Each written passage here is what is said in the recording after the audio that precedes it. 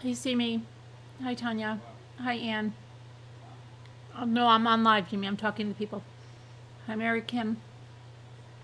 Hey, Pat L. Hi, Delia. Hi, Jessica. Hey, Birdie. Hi, Rosemary. Hey, Miss Mary. Hey, random guy. I'm too early. Jennifer James asked me to come on early. Hi, Deb on the move. Hi, Sarah. Hey, Janelle. Hey, Julie T. Um, hey, Sakura. So I watched the trial, but I found some stuff in the Discovery too. Hi, Sunny Bunny. Haven't seen you in a while. Hey, Liz. Never too early. Hey, Catherine. Hello, Sharon. Linda. Hi, Maddie Jean. Those of you that I had that crazy pine cone thing.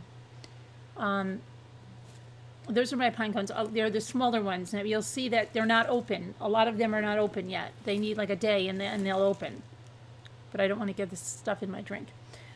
But I think I have enough for at least one tree. So I have time to get some more. Um,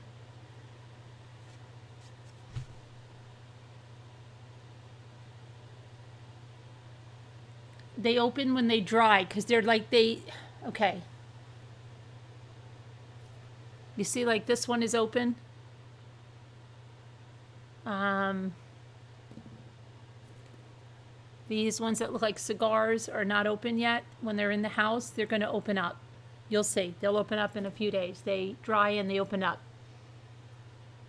They'll open up to be like the other ones. Right now they look like, I don't know, cigars or something. But they'll look like this. And then I've got the really tiny, teeny tiny ones that are, they're not open. These are not open yet either. They're really tiny. But they will. They'll open up. Hey, Bergstrong. Too cold for bugs? Who's got bugs? Who has bugs?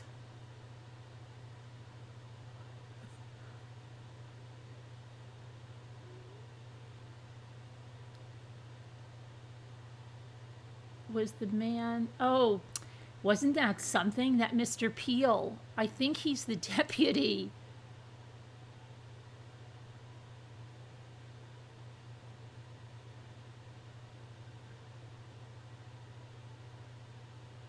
I didn't know. I thought they were not good, like not ripe. No, they open up. They open up. I learned. You know how I learned it? I just brought them inside, and then in a few days I looked at them, and they were opened up.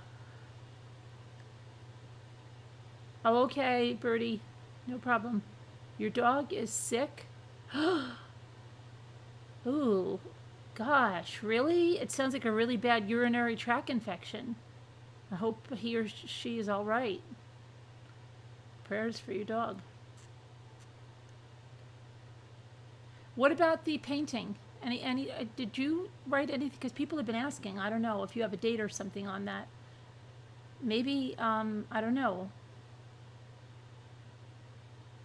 Oh, Sassy Dorsey cannot you do the snowman because she gave away all of her supplies. So I'll figure out how to do the snowman. Or Mama Ames. I don't know if she hasn't come through yet either on that. She hasn't answered me. Maybe she has in this craft room. I don't know. But she's got a lot going on too. So I don't know if she can't do it. I'll find out how to do it because I want to do it anyway. So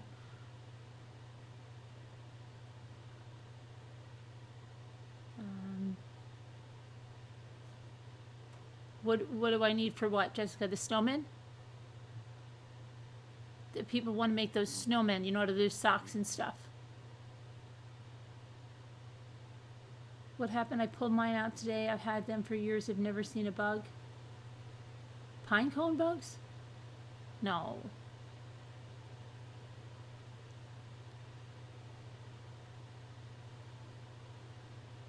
You should wash what in vinegar and water? What are you talking about? What bugs? What are we talking about?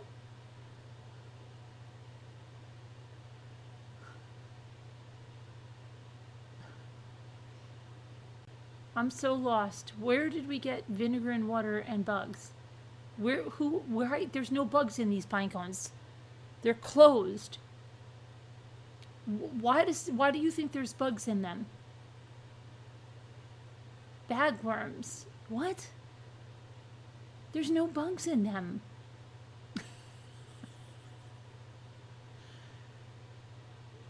What? I don't get it. It's too cold for the bugs. Okay. We could eat the seeds from them. I just saw in other comments, bug freeze.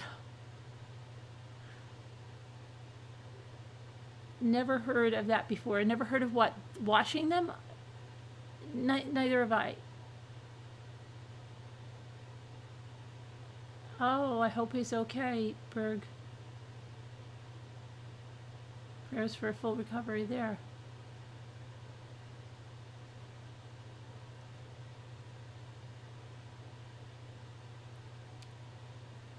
Hi, Tamlin. Okay, so today, the big witness, and that's in a lot of ways, but no, it was incredible how much these guys look like twins. I mean, really crazy. They showed the wedding pictures, and at one point it looked like Curtis and Mark were standing like face to face in a doorway, and it looked like the doorway was a mirror. That's how much they look like each other. And when you see the other photos, you swear they are brothers, that they're not twins, they have to be brothers, but they are definitely related. It's very difficult to understand they are just friends. You know, so I don't know. It's just so crazy. You found the...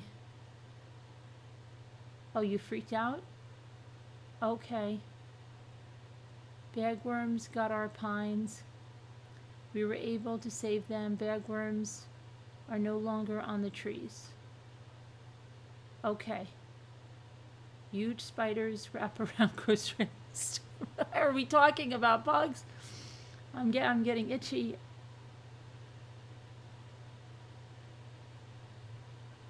And now the defense looks the same. Yes, but these two guys, it's just crazy how much they look like each other. First week of December to be announced. Do you know what you're painting? What are we painting?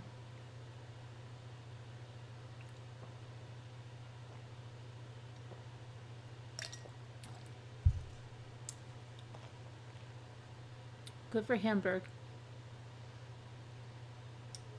Peanut butter falcon? We're painting a peanut butter falcon? A winter scene.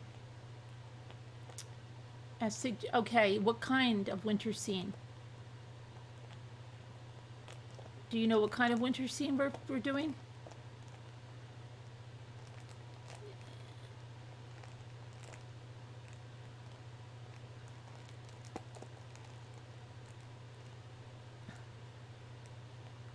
I was watching it today. It was crazy how they look at yeah, it was crazy. It really was. And so he's telling a lot of the same thing that he told with the Jimmy Rogers, right? Little Jimmy Rogers.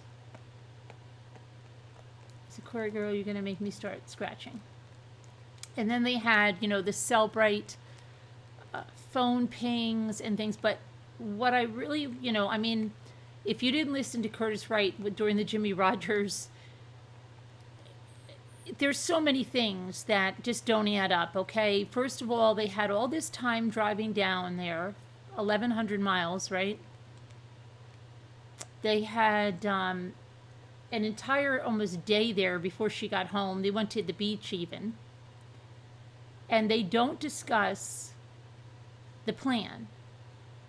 And so we're to believe they're caught off guard, and Curtis says he has a one-track mind,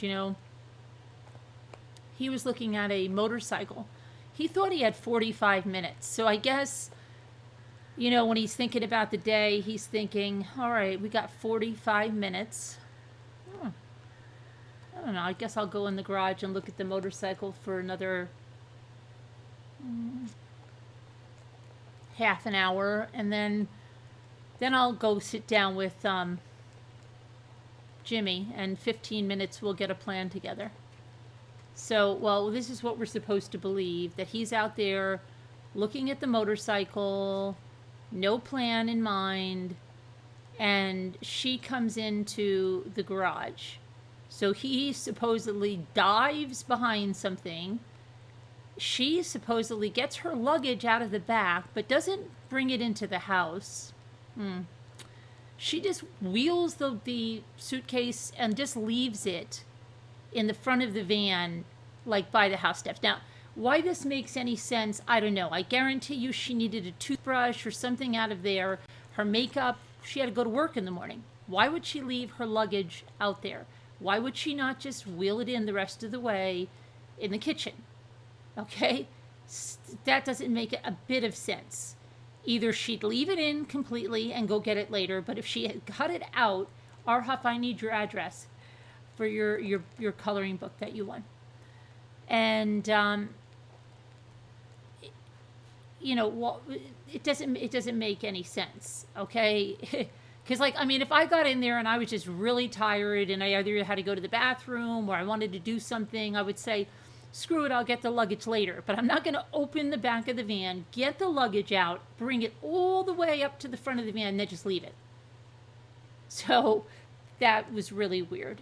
So there's so many lies here. And then she's walking in, and he's walking behind her. He's going to put her in the sleeper hold. But he just happens to take a hammer that just happens to be on the top of the chest freezer with some other things, just as a backup. And you know what, darn it? He kicks that dog bowl every time he goes to that house. He kicks that dog bowl, but he never thought to move it. Okay? So this time, he kicks the thing so hard that the dog bowl goes flying out of the frame thing that it's in. Water's everywhere. And she's at the counter in the kitchen putting her purse down, and he messed this up too. He's like, she turns around and she's coming, no, she's going away from me. I hit her at the ham. Where'd you hit her? Well, she was trying to walk away. I hit her on the head with the hammer. Okay. So he hits her 2-3 times, and then Jimmy takes over. And he's got a hammer, I don't know where he got the hammer, and I don't know where the hammer is, because there's only one hammer that's recovered, just like there's only one jumpsuit. Okay, the other one, they went to different dumpsters at the gas station. Why'd you go to different dumpsters? Oh, we didn't want everything to be found together. But then they totally just leave without, the plan was to make it look like a robbery. Well, now that they have this tremendously violent death, they just decide, crap. Well, we messed that up. Come on, just get in the car, forget it. We're not going to get anything. We just want to go right out of there. So they didn't do anything to make it look like a robbery except that little pry mark on the door, okay? And then he says, and then we're going straight back to Missouri. Really? No, I thought you'd stop at landmarks and stuff along the way. I think the plan anyway would have been straight back to Missouri, right? It's so ridiculous. So, I don't know. And then Mark, right? Mark with his fake crying. And then what was they don't even have a box of tissues on the defense table that he can get tissues from. He's reaching all throughout his pockets to pick up these little teeny tiny pieces of paper towel that he's blowing his nose on. He's blowing his nose as loudly as he can so that the jury hears him. Okay. It's it's crazy. But you don't see any tears falling from his eyes. Okay, Curtis is wiping away a tear or two, coming from his was it left eye? I think his right eye. Oh. Excuse me. Yeah. And hey D90. So okay, Jimmy, can I just have a little tiny bit more of that? Just a tiny bit. Here, I've got this. What do you have? Weird pants on? You just come over and pour it in from here.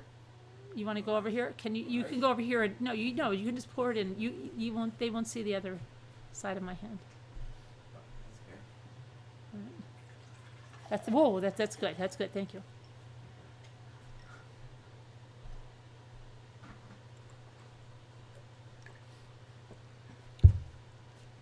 Jimmy's got the heat up to like 105. Go ahead, Mike. The heat up to like 105 in here.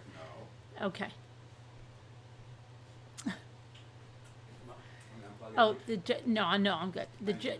you unplug it? It's okay. The judge was. Button with- It's okay. The judge was mad because he went through the somebody left. They used the same notebooks, and there were notes in there from the Jimmy Rogers trial. So he had to ask the jurors, limeade, yeah. He had to ask the jurors, go through your books right now, and if you have any Jimmy Rogers notes, hand it to the bailiff, and the bailiff is pulling out. I mean, it was just, people were embarrassed that were, I don't know. It was kind of embarrassing. So they had to pull out notes.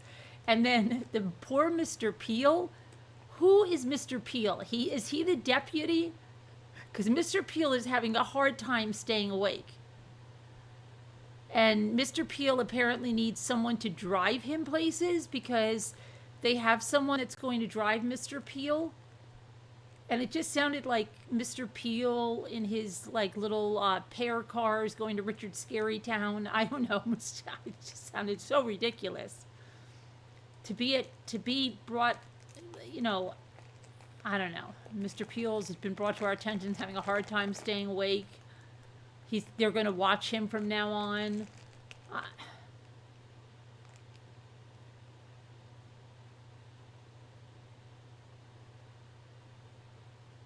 Mr. Peel is the alternate.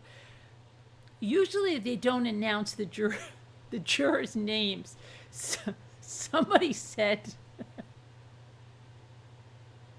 yeah, Peel is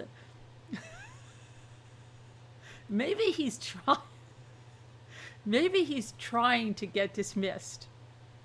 Maybe he's just like, look, if I close my eyes, they'll dismiss me. If I just can't stay awake, they're going to get rid of me.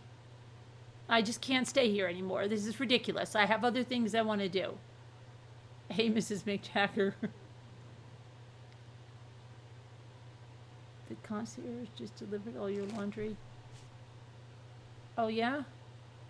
Very nice. Your aunt saw Jimi Hendrix at the Fillmore when he set his guitar on fire? Oh, she went to Woodstock too? Oh, wow, I'll tell him.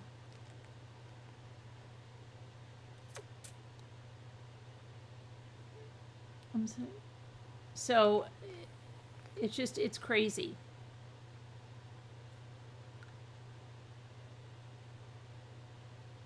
Mr. Peel was the original notebook guy, and when the judge was talking about being there till midnight, oh yes, what was that about? That was what did he say?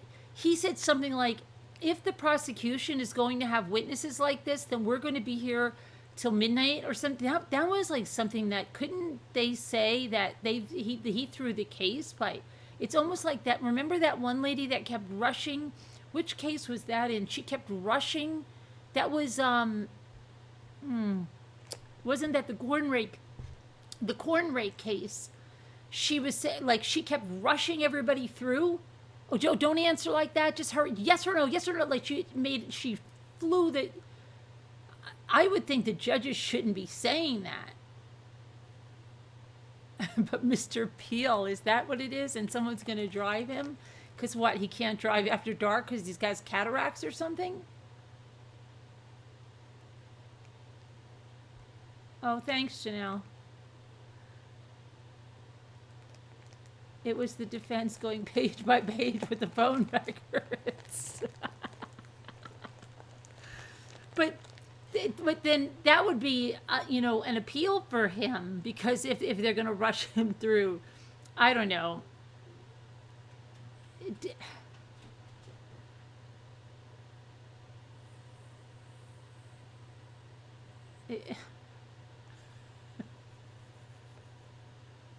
But I really think, first of all, they want to I think Mr. Peel, I honestly think he wants to leave, because if he was the one that had the notebook, he's probably thinking, damn, what do I have to do tomorrow?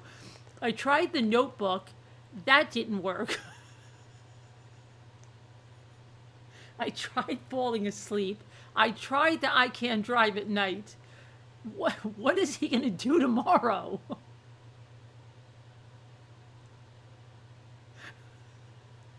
He's going to have to take 15-minute bathroom breaks. I'm sorry, my bladder is really little today. What is he going to do tomorrow?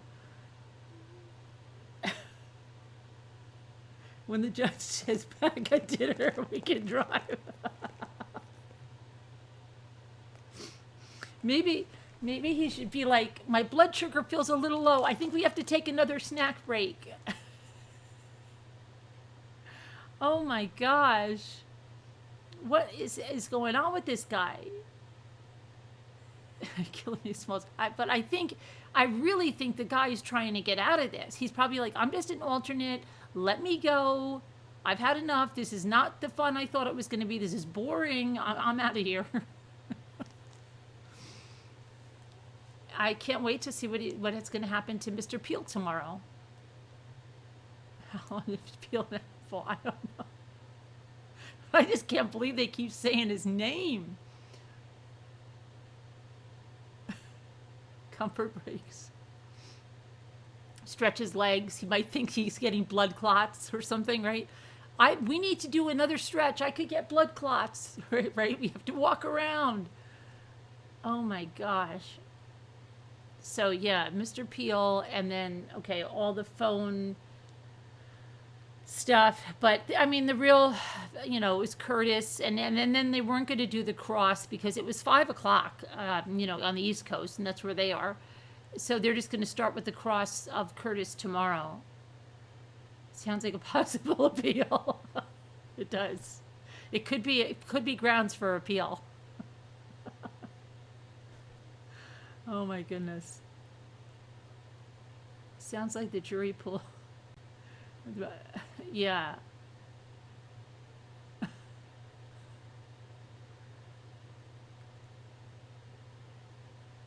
Did you see the blanket lady? Maybe it's really cold. The cold in the courtroom.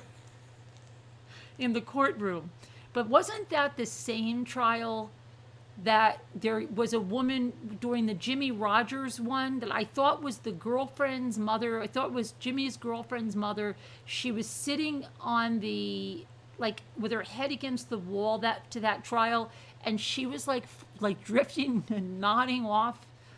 You know what it reminded me of? And when I had two little babies, I'm trying to think, or it might have been.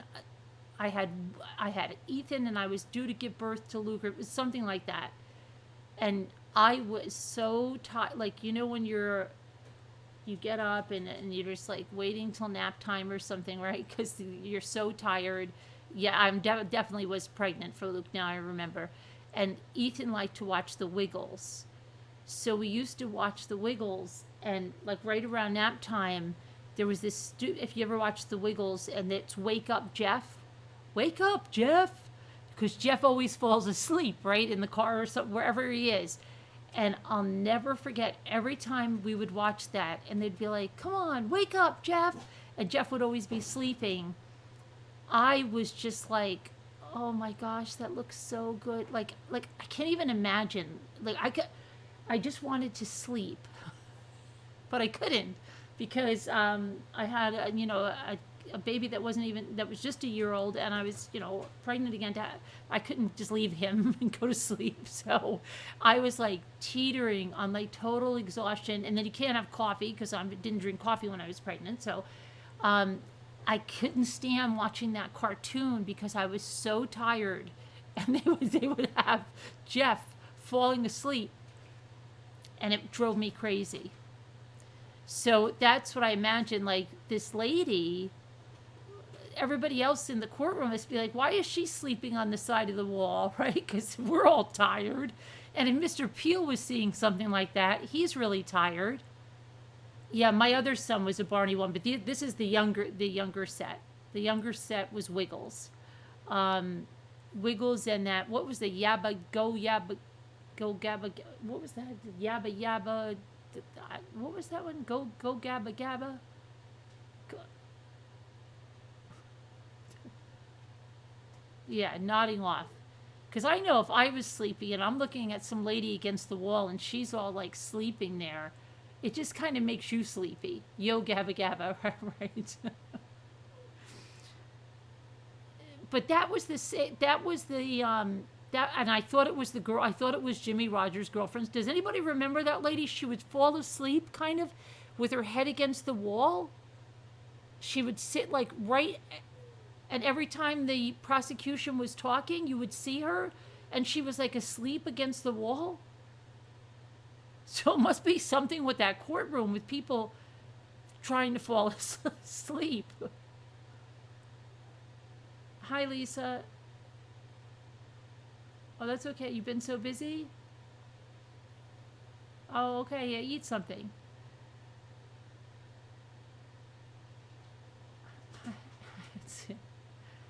I don't know. It's crazy. You remember that? Yeah, that lady.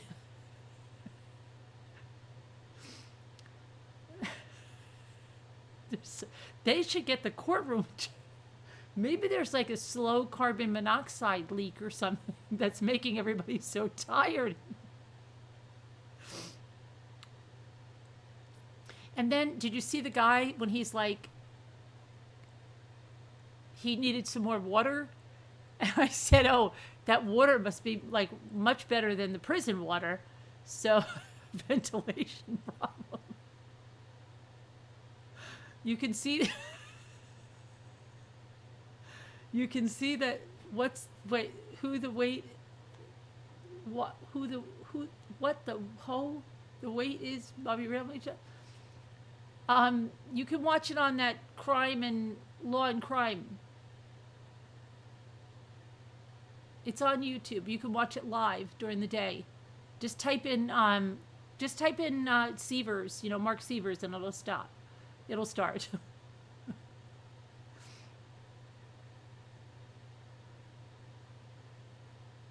But they should really get the courtroom checked. Oh, being on so early? I don't know, because I am. But something in the water. Yeah.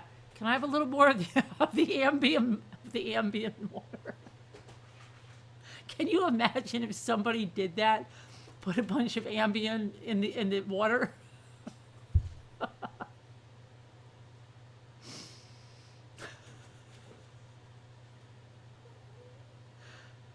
I don't know why I'm so sleepy.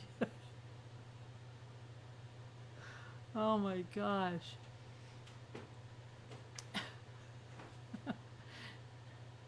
Oh, thank you, Red on my head. Hey, you go, girl. Yeah, we're a little Court TV. Oh, it's on Court TV too. Okay, yeah. Maybe they need. That's what I'm saying, Seaglass. Maybe they need like a seventh inning stretch every half an hour. Excellent. Oh, that would be horrible.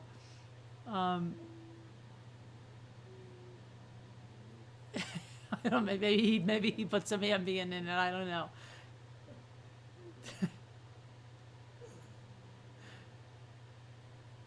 Oh my gosh, I don't know, but it's just crazy. And I hate watching people falling asleep when you're tired because it reminds me of that stupid Wiggles. I think I have post traumatic stress from. I used to say, please don't do the wake up Jeff today. Don't do the wake up Jeff today, because all I could think about was when Ethan would go for a nap that I could lay my head down, and I didn't want to see Jeff sleeping because it was too much to take.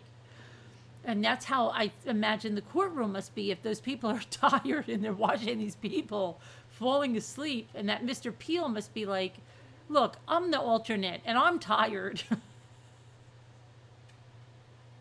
Oh my gosh. Do you think Mr. Peel does exercise? I don't know. Can you imagine being called out like that? Also, did he have a huge fever? Was that Curtis right like in the center of his bottom lip? I didn't know what that was. It looked like a brown mark or something, like he chapped it really bad.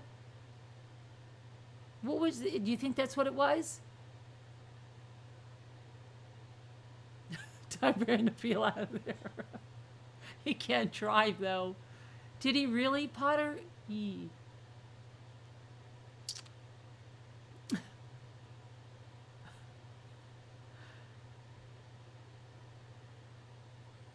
Being so sleepy, I know, right? And I don't want to see people falling asleep because that's like the worst thing. Even commercials that yeah. My gosh, I still remember that.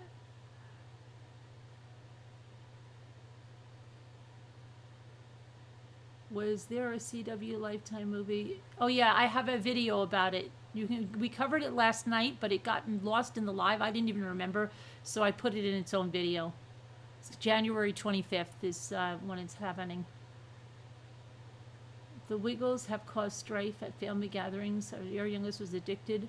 Oh, my daughter would just especially when I was in the hospital, and she was babysitting because Jimmy and I were there, right? And her friends came to the hospital to see me and they're like, she just lets him watch like Wiggles on a freaking loop. It's constant. Oh my gosh. Who's boycotting? Connie, who's boycotting the movie? No, I said I'll watch the movie because we cover the case. I'll watch the movie, but I know I'll be screaming at the TV. Like, that's not right. I know what they're going to do already. They're going to portray Chris that he has emotions and that he has empathy and that he's tearful and he's fearful for his family, and they're going to show like all these emotional arguments between him and Shanann, and there was like nothing like that. Nothing.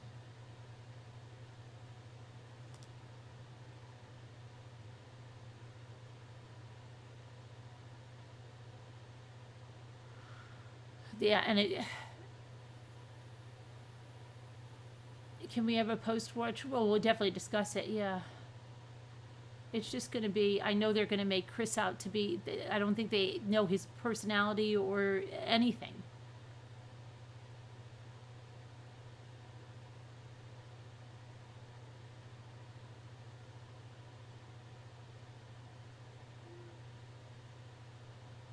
They're going to show Shanann as overbearing.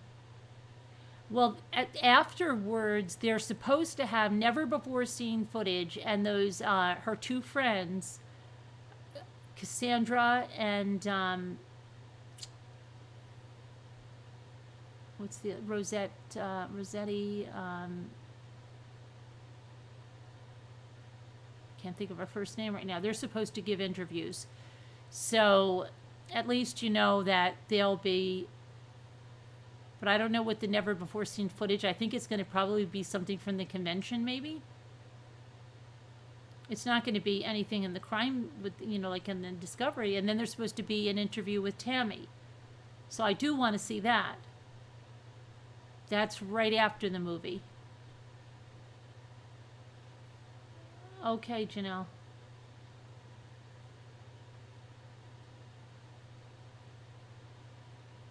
You're not interested in the interviews with her friends, Jennifer?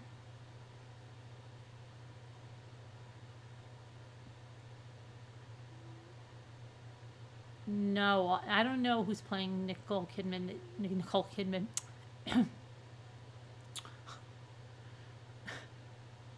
NK.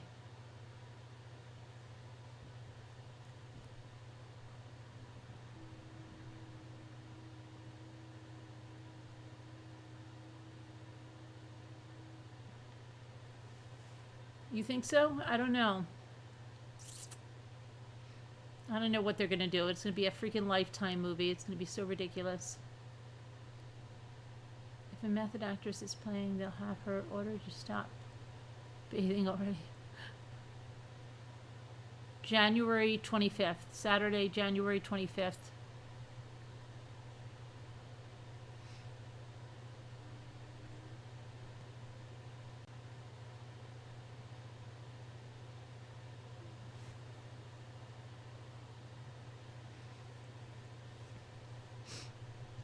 So, I mean, you just have to know that going in, they already don't have the facts right.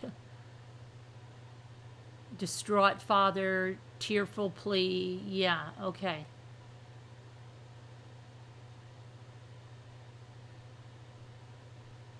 To protect her, allegedly. She'll have to grease her hair up. Okay, so back to so well, it's going to be interesting to hear about Mr. Peel tomorrow, because if he really wants to get out of this, he's going to step it up a notch tomorrow. I don't know what he could do tomorrow. A lot of bathroom breaks, fall asleep, maybe need snack breaks. I don't know, maybe have a low blood sugar attack or something. Crystal E. Kenny. But I thought it was interesting that, okay, let me bring something up here. Oh, let me give you Dr. Teresa Sievers' YouTube channel, the actual channel. 1 second.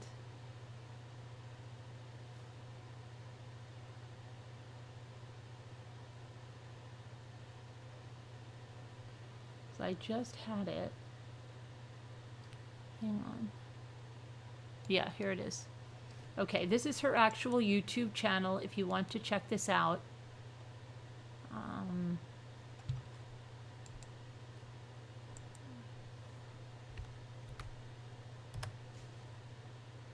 Okay, that's the YouTube channel. And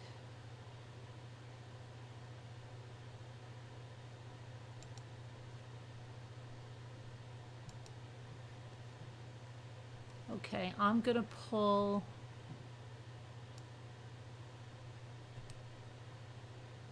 the Discovery. Come here.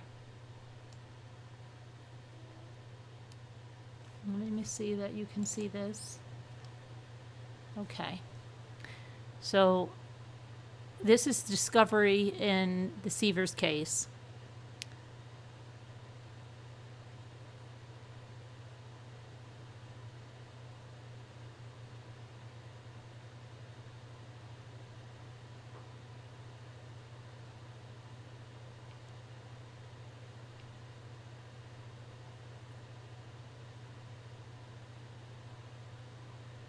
Okay, so we know,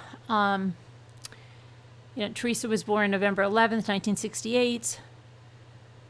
This is the preliminary, from the Lee County Sheriff's Office that responded to the house when they got the 911 call. We heard the 911 call yesterday. Here it is. I mean, you can watch this back later and pause this.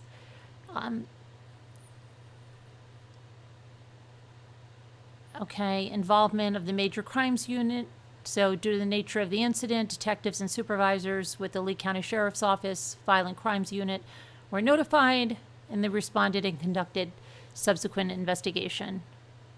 So here's the scene observations, okay? The incident location was that of a single-story, single-family dwelling, otherwise identified as 27034 Jarvis Road, Bonita Springs, Florida.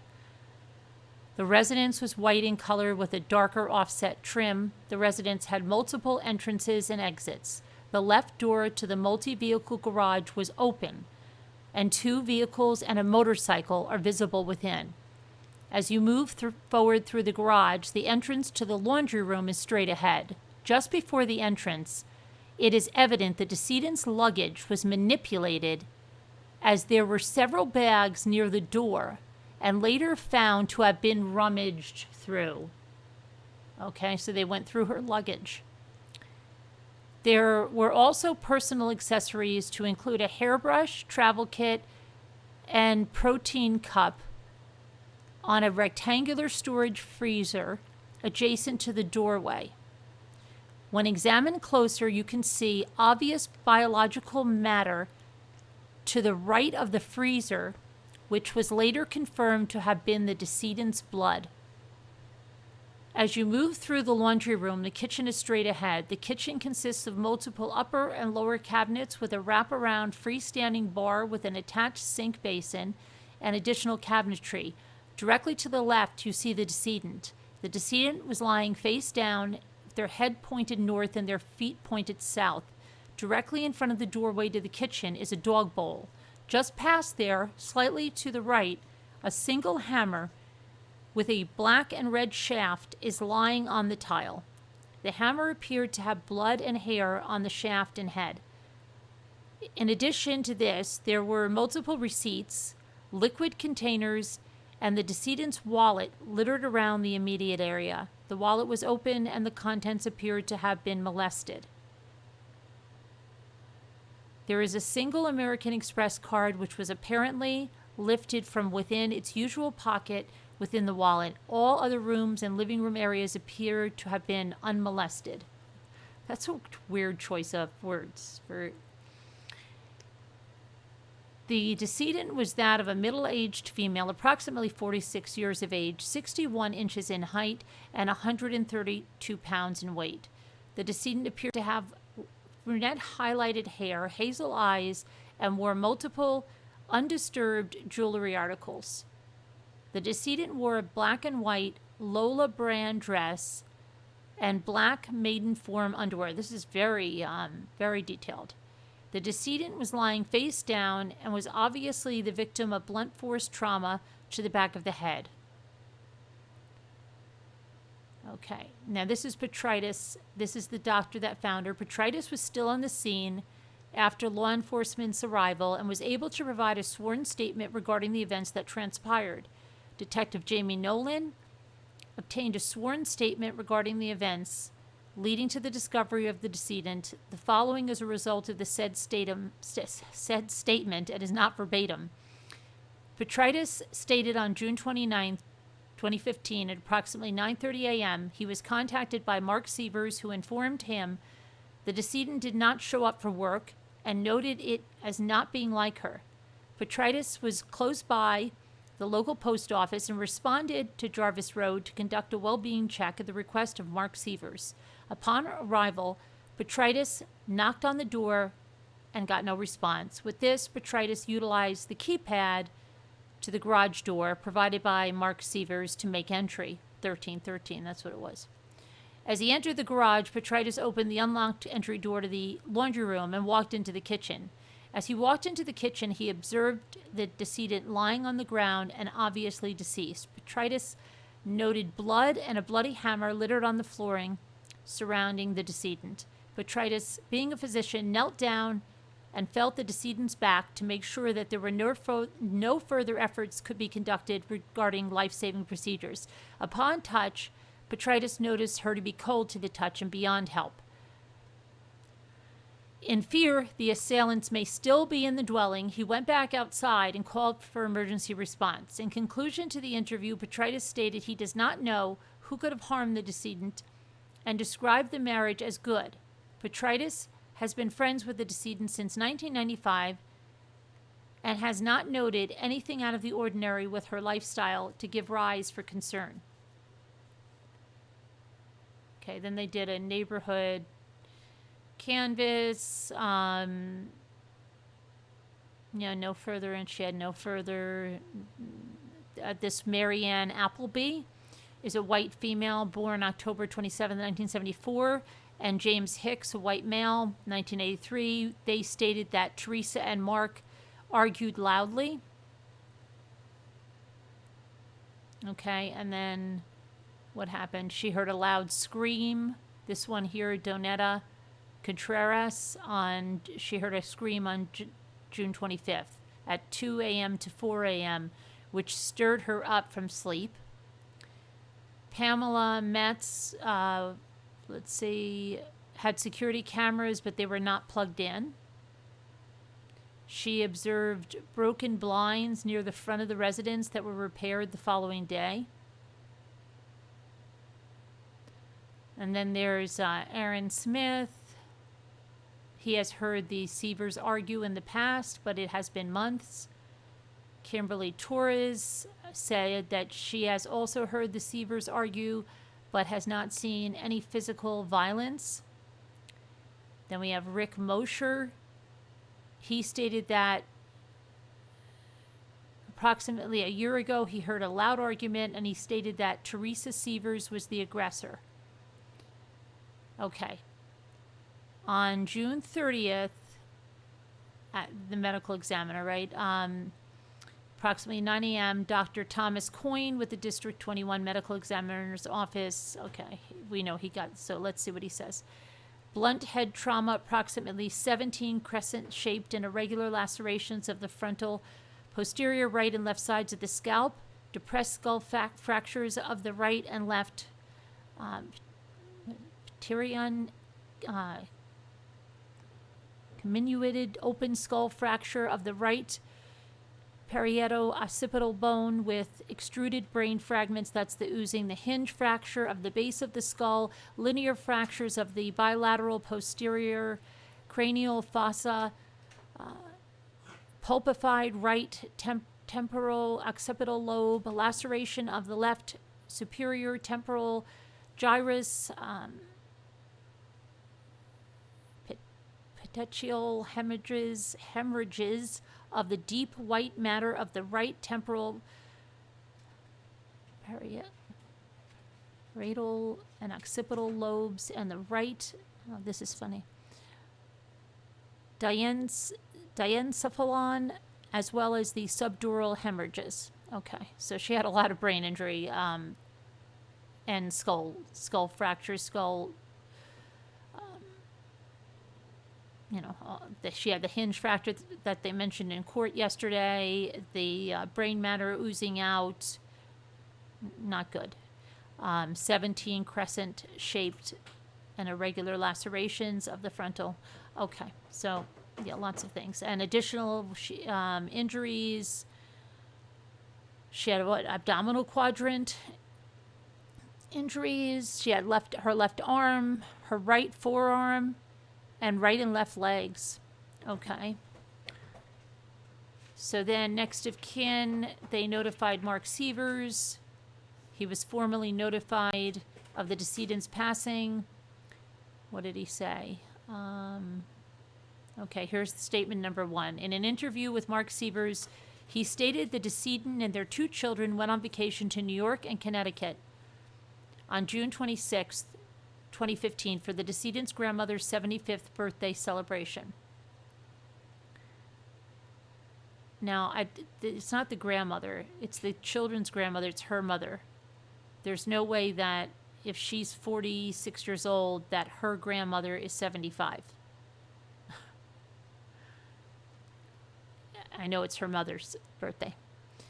The family continued to spend the following 2 days there before driving the decedent to the airport on the 28th in order for her to return to Florida. The last known contact that Mark Sievers had with the decedent was at approximately 10:53 p.m. when she texted him that she had landed safely and had gotten something to eat and was leaving the parking garage. Mark went on to explain that after learning of the decedent's failure to show up to work the following day, he tracked down her phone and he saw that it was at the residence. After being unable to contact the decedent, contact was later made with Petritis, who was asked to conduct a well-being check, resulting in the discovery of the crime scene. Mark stated that he did not know who would have wanted to hurt her and noted that there should not have been any other people in the home at the time of her arrival. During the statement, Mark Sievers stated he had a good marriage with the decedent. However, the two often got on each other's nerves. Mark denied any suspicion or allegation of infidelity and went on to confirm that the two were taking active steps to rekindle their relationship. When asked if any entry or exit points of the dwelling had shown forced entry, Mark stated that there was not. Mark stated his mother, Bonnie Sievers, born in 1941, was tasked with looking after the two dogs and cat and was arming and disarming the alarm system when she checked on the dwelling. So the next statement of Mark is on July 1st. Mark met with detectives at the Lee County Sheriff's Office, and the following is the result of the said interview, but not in verbatim. During the interview, Mark voluntarily signed a consent to search form regarding the download of his cell phone contents. The contents were then downloaded and retained for further proceedings. As the interview progressed, Mark remained adamant there was no one in his or the decedent's life that he would know to be responsible for the murder. Mark described the layout of the dwelling and described what tools he would commonly recognize. When shown pictures of the two hammers on scene, Mark was unable to confirm whether or not they were his. When asked about the pry marks on the side door, Mark stated that they were not there prior to his departure to New York. In continuing the interview, Mark stated that Teresa and their two children, Josephine and Carmela, white females born, left for New York on June 26th to celebrate his mother. See, now it's his mother-in-law. 75th birthday. According to Mark, he dropped the decedent off at LaGuardia Airport between 3 and 4 p.m. on the 28th and did not have any other voice contact after. Mark spent the following time there with his two children. They were slated to return days later. When he received the call that his wife was murdered, he flew home and met with investigators. Mark stated in years past the couple had here it's right here. Had experimented with other partners and swinging. However, he was adamant that the decedent had never secretly cheated on him. Mark could not provide any information regarding any of the partners that would want to hurt him or the decedent, saying that they all parted on good terms. When asked about life insurance policies, Mark stated that he had a $2.5 million policy on himself and another on the decedent. When asked to elaborate on amounts, Mark could not recall, stating he did not know and he'd have to check with his financial advisor. There was no life insurance on the children. Mark Sievers explained the contents of 4 safes located within the dwelling and the numerous firearms and other associated valuables. It was evident that nothing was taken from the scene. One of the safes was said to have $40,000 in U.S. currency. When asked about finances, Mark stated, despite the cash in the safe, they commonly live month to month and do not have that much financial stability. Mark has no other contributions regarding items or leads of evidentiary value. Okay, so in continuance of the investigation, it was discovered that Mark's mother, Bonnie, was the only person known to have access to the incident location and was using the code to the alarm system on a daily basis. Bonnie was the last known person within the dwelling on June 28th. With this, detectives conducted several interviews with her regarding daily visits when the alarm was armed and disarmed. Okay, so they interviewed her here and just about, arming and everything. It's not really much in here because I've seen even the, but they did do buccal swabs of her. They interviewed her again, and then a third time. And then the alarm system. Let's see what they found out here again. What did they find out on the 28th? In the afternoon, and then again daily on the 27th, 28th, once each morning and once each afternoon to provide food and water When Bonnie arrived for these visits. Okay, so but Bonnie didn't have anything to do with it. So now Mark refuses to cooperate in the investigation. On July 7th, Detective Jamie Nolan attempted to set another meeting with Mark in an attempt to go over what was obtained in the investigation thus far and seek assistance and aid in finding his wife's killer. Later in the day, detectives were contacted by criminal defense attorney Lee Hollander, who advised he was retained as counsel and to direct any further inquiry through him. With this, detectives drafted a formal letterhead requesting the following assistance: palm prints from Mark Sievers, Carmela Sievers, Josephine Sievers, and Bonnie Sievers. Buccal swabs from Carmela and Josephine. Information in regards to portable electronic devices carried by Teresa while she was traveling from Florida to New York and New York to Florida. Information in regards to all other access codes to the home alarm, PIN codes, and who knows the codes. Who knew the code to open the garage door? Is it possible to open the garage door remotely with an electronic device? When can detectives speak to Carmela and Josephine? When Teresa didn't show up for work, who contacted Mark to let him know? Who did Mark contact in order to check on Teresa? It should be noted that these inquiries were solely for the purpose of obtaining information that would expedite the process of elimination in regard to biological testing and to further aid investigators to finding the person who committed the offense. After several days passing since submission of the inquiry, there was no answer. With this, detectives made several attempts to contact Mark Sievers' counsel, which later led to notification that these requests will not be fulfilled and no further participation in the investigation would ensue on Mark Sievers' part. No further contact was made with Mark Sievers, as he denied any further aid in finding his wife's killer. That doesn't speak too well for Mark. Discovery of life insurance policies. Due to Mark Sievers' refusal to aid investigators, any further subpoenas were sent to the policyholders regarding the insurance policies for Teresa Sievers. In obtaining said information, it was discovered that there were 5 policies, varying in different amounts and totaling $4,433,342.80. Policyholders are as follows: State Farm for $300,000, Ohio National Life for $2,500,000 and $500,000, Prudential Life for $1 million, Jackson National Life for $133,342.84, and then the Hartford Business General Liability. So he had a lot of life insurance.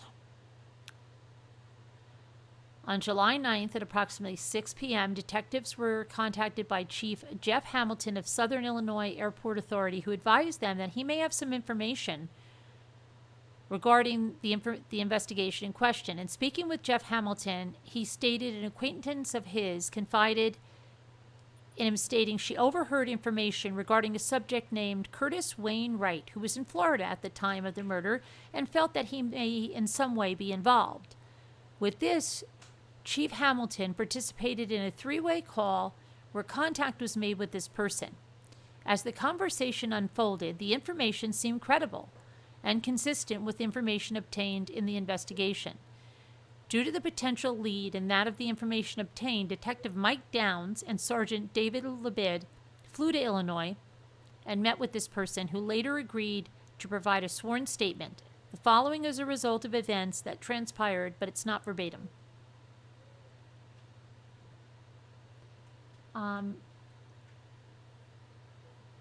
Are you guys okay? What's going on? Do you still want to go through this? Sometimes I don't know. How come the chat? Oh, yes. Okay. Okay. You're okay? You think you're okay? Okay. No, I just want to make sure.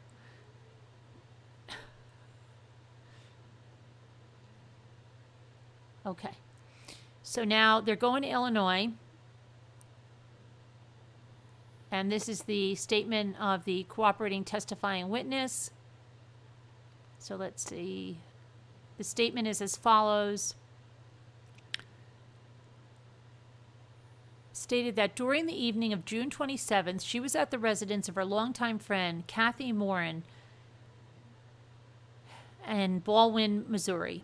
During the visit, Curtis, who's this CTW? Is that Curtis? Who's CTW? Hereafter, oh, this is the testifying witness. Okay, the testifying witness. We're not giving her his or her name, so we just know that this witness is CTW.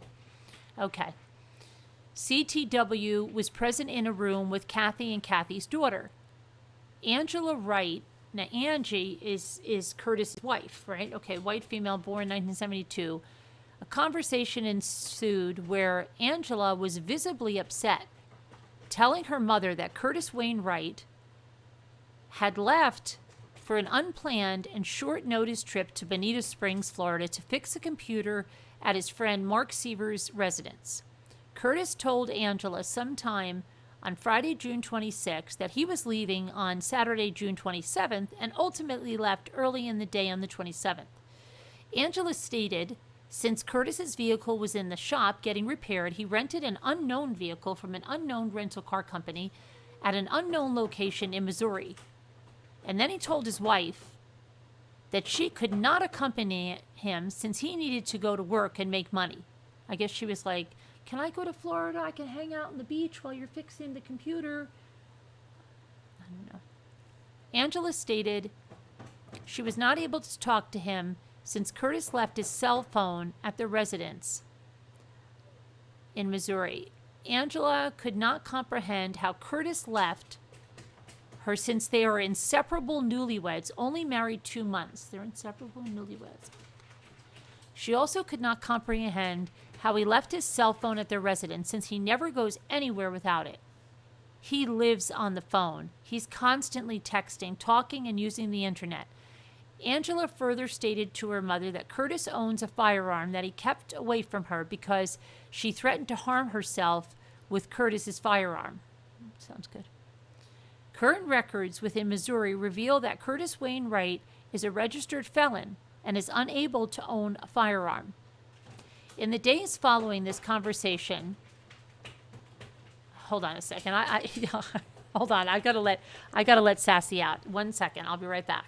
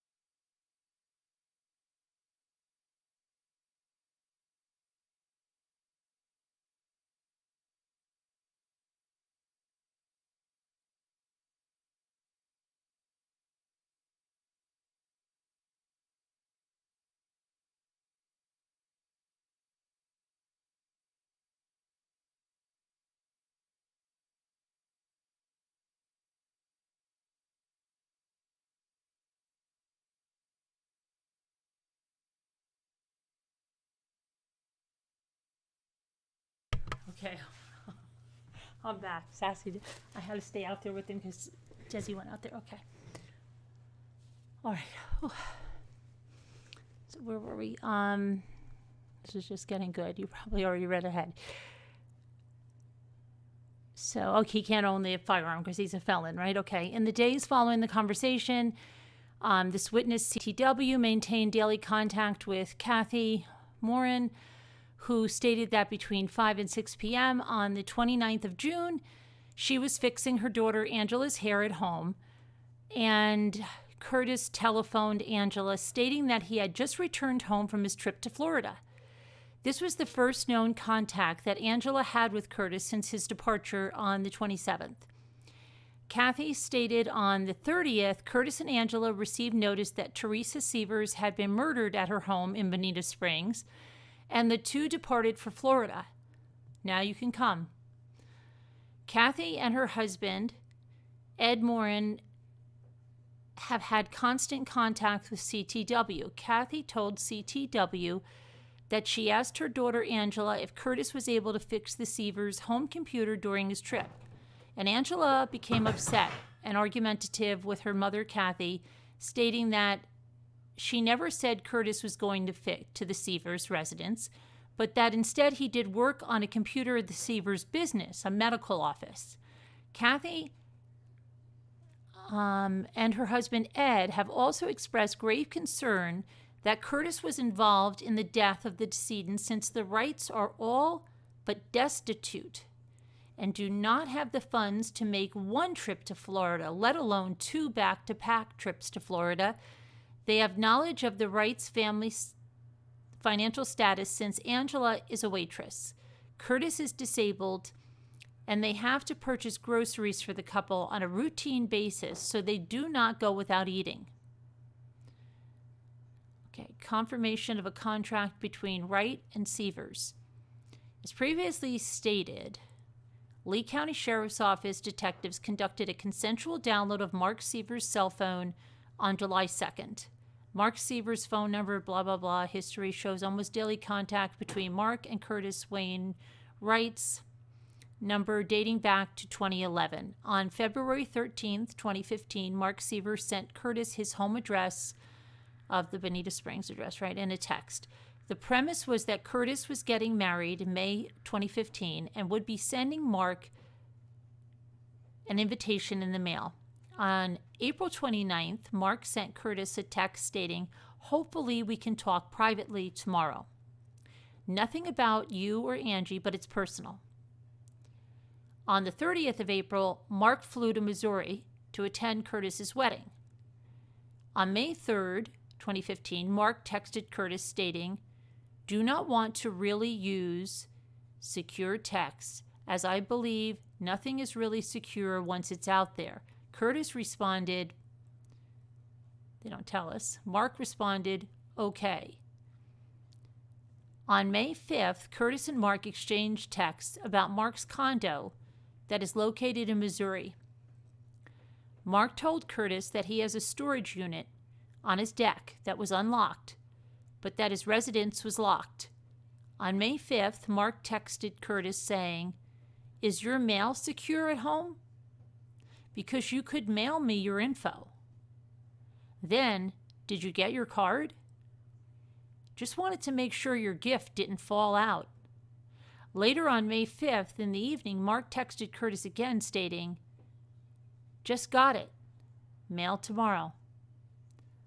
On May 7th, Mark texted Curtis, "Mailing out today, 4 exclamation points. Call me. It's very simple. And since neither of us are likely to carry both with us," talking about burner phones, "whether you want to use the other one, whenever you want to use the other one, just text me other. And then when I can, I will call." Curtis responded, they don't tell us. On May 9th, 2015, Mark texted Curtis asking, "Did you get mail?" Curtis responded, why aren't they giving us Curtis' responses? Mark responded, "Call later. Call late if you want. Text first because you never know." On May 17th, Curtis texted Mark, and about 20 minutes later, Mark responded, "Hello, brother from another mother." Oh, get that? Hello. Well, it is hello, brother from another mother, but that's a code to use the other phone. On May 24th, Mark texted Curtis a lengthy Facebook post. I wonder, did he put the quotation marks around that? Because it's so not obvious, Mark. Oh my gosh. That is so bad. Mark texted Curtis a lengthy Facebook post regarding divorce. Communication between the two continued daily until June 25th in the evening, when text stopped at 11:03 p.m. On Saturday, June 27th at 2:17 p.m., Mark texted Curtis, "No need to call me. Hope you're having a nice day." There was no response from Curtis. There was no contact between either party until June 30th, when Curtis texted Mark saying he heard about the murder and that he and Angela would be en route to Florida. Detectives have learned through the investigation the Sievers were involved in numerous affairs with men and women, both together and outside of their marriage. Recently, Teresa Sievers has been going through what appears to be menopause, and her libido has been extremely affected to the point of her husband Mark documenting their marital issues to include talk of divorce, lack of intimacy, and Teresa's harsh emotional treatment of Mark in his notes on his cellular phone. Isn't that convenient? Detectives have also spoken with at least one close family member who Teresa confided in that she was looking to divorce Mark. Mark has numerous photos, videos, and FaceTime chats on his phone download that show he has numerous extramarital affairs with multiple women. The Sievers' planned trip to New York to visit family has everyone departing Florida on the 26th of June, Teresa returning to Florida on the evening of June 28th, and the two children remained in New York and were not scheduled to return until Wednesday, July 1st. Through the sworn statement of the CTW person, it was learned that Curtis Wright left his residence driving a rented vehicle on the 27th of June, located at Hillsborough, during the late morning, afternoon hours to travel to the residence of Mark Sievers in Bonita Springs. The trip was unplanned and on short notice. During interviews with Mark Sievers, he mentioned nothing of Curtis Wright traveling to either his home or the family business to work on any type of computer. During the time of Curtis Wright's projected time in Bonita Springs, around Sunday, June 28th at 6 a.m., his departure at 12 a.m. on Monday, June 29th, the alarmed medical office was closed for business and had no alarm activations. The residence alarm, however, was turned off at 6:09 a.m. on Sunday, June 28th, unexplainably. The empirical evidence shows Teresa Sievers was brutally murdered sometime shortly after her arrival at 11:19 p.m. on Sunday, June 28th, at her residence. The evidence also shows that Teresa's husband, Mark, was involved in the planning and subsequent execution of her murder. The home alarm had been left off at the direction of her husband, Mark, who remained in New York with their two children. Through investigation, detectives have learned the residence was secured, although staged to look like an exterior garage door had been pried open in an apparent burglary. Nothing has been noted as being removed or stolen from the residence throughout the investigation. And the interior crime scene where Teresa was found also appears to have been staged. Curtis Wright told his wife on Friday, the 26th of June, that he was leaving on short notice on June 27th for an unplanned trip to the same residence to perform computer work, leaving his registered cell phone at his Missouri residence and arriving in Bonita Springs at a projected time of 6 a.m. on June 28th. The same time, the alarm system had been turned off. Bonnie Sievers told detectives the home alarm had been inexplicably turned off prior to her arrival at 7:45 a.m. on June 28th. No other person other than Bonnie Sievers, Mark's mother, was authorized to be at the residence from the statements detectives obtained from Mark and Bonnie Sievers. Bonnie Sievers was the last known person in the residence prior to the homicide and the only person, as described by Mark, as having access and authorization to the residence. Statewide security found the alarm system in working order with no faults. Bonnie purposefully did not set the alarm at the direction of her son, Mark Sievers, which allowed a perpetrator to enter the residence and ultimately murder Teresa Sievers. Mark Sievers' phone download showed evidence of using secondary burner-type phones between himself and Curtis Wright since the beginning of May. Curtis and Angela Wright are financially unstable, unable to afford 2 subsequent trips to Florida or a car rental. Curtis Wright returned to his home in Hillsborough, Missouri between 5 p.m. and 10 p.m. on the 29th of June. The projected travel time is 16.5 hours from Bonita Springs. The suspects were lying in wait for Teresa upon her return from New York on June 28th, where they brutally murdered her. He had arrived earlier in the day to start staging the crime scene and then departed shortly after the murder, returning to his home in Hillsborough, Missouri. Further research into Mark Sievers reveals that he owns a condominium that is located in Missouri, Fenton, Missouri. Due to the totality of circumstances, detectives believe that evidence of this homicide, as well as planning of this homicide, may have been contained at Mark Sievers' condominium, as well as Curtis Wainwright's residence that is located in Chapel Hill Court in Hillsborough, Missouri. With the search warrants obtained through the 23rd Judicial Circuit in Hillsborough, Missouri, the warrants were signed by the Honorable Judge Cordoba and later executed. On July 11th, Detective Downs and Sergeant Labid met with detectives from Jefferson County Sheriff's Office in Hillsborough, Missouri, where search warrants were obtained for Curtis Wainwright's residence, Curtis Wainwright's DNA fingerprint, palm prints, and Mark Sievers' condominium. On July 12th, detectives served search warrants at Curtis Wainwright's residence, as well as Mark Sievers' condominium. Curtis Wainwright, Angela Wright, and Bryson Estenwood, Angela's grandson, were located inside the residence, located at the Chapel Hill Court in Hillsborough. Sergeant Labid served the DNA fingerprints, palm prints warrant on Curtis. In conducting said warrant, statements were obtained from Curtis and Angela. The following is a result of said statements and is not verbatim. Okay, so Angela confirmed that her husband, Curtis, rented a white Hyundai Elantra on June 24th from an Enterprise Rent-A-Car located at Gravos Road in Fenton, Missouri, due to Angela crashing his Kia Rio into the rear of another vehicle. Angela went on to explain to Sergeant Labid that Curtis told her weeks ago that he might go on a trip to Titusville, Florida, to assist his friend Jerry Lubinsky with an auction business. Angela stated that Curtis left during the morning of Saturday, June 27th, to head to Florida. Angela explained that Curtis forgot his cell phone at the residence and did not have any other means of calling her. Angela stated that Curtis eventually called her on the 28th of June in the afternoon while she was working at a restaurant called Nicoletti's.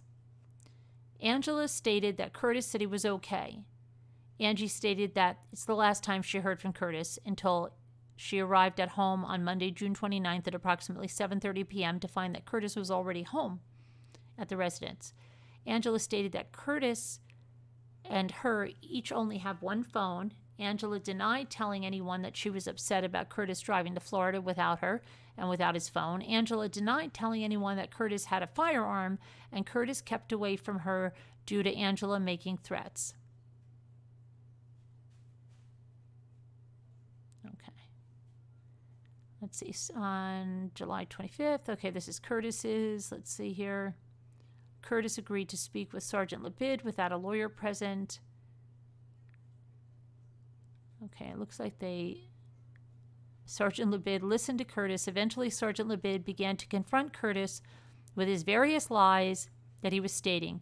Sergeant Labid told Curtis that numerous text messages were documented between Mark and Curtis in which they spoke about using different cell phones to speak to each other. Sergeant Labid even quoted a text in which the phrase, "Hello, brother, from an other mother," was used by Mark Sievers to signal Curtis to utilize their secret phones.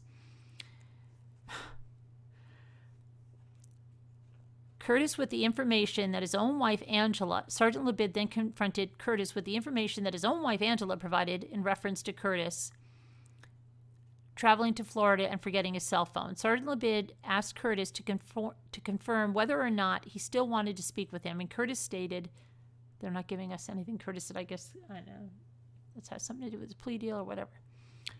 Sergeant Labid explained to Curtis that if his friend Mark intentionally involved Curtis in a crime that Curtis didn't plan, then now was the time to explain the situation. Curtis said he wanted to stop talking for now. Sergeant Labid honored his request and eventually obtained fingerprints, palm prints, and a buccal swab from Curtis Wainwright, which was submitted for comparison to other forensics evidence that is currently being analyzed. So on July 12th at approximately 9:40 a.m., Angela Wright's parents, Ed Morin and Kathy Morin, responded to the Hillsborough, Missouri to retrieve Angela. As they arrived on scene, Detective Downs asked that they provide a sworn statement regarding an investigation, to which they agreed. The following is a result of the statements. In the statement, Ed Morin said he believed law enforcement was present due to the recent murder in Florida that involved the doctor. Edward stated that he knew Curtis Wainwright was in Florida during the time frame of Teresa Sievers' murder. Edward stated that his wife, Kathy, told him that Curtis Wainwright left his phone behind and drove to Florida on the 27th of June. Ed stated that it was strange that Curtis rented a vehicle to drive to Florida. He returned from Florida, returned the rental vehicle, and then rented a different rental vehicle the day after the homicide, only to drive back down to Florida the following day. Edward was asked about Curtis and Angela Wright's financial status. Edward relayed that Curtis and Angela were experiencing financial troubles. Hold on. Desi is biting my leg. I've got to, she wants to, okay, I got it.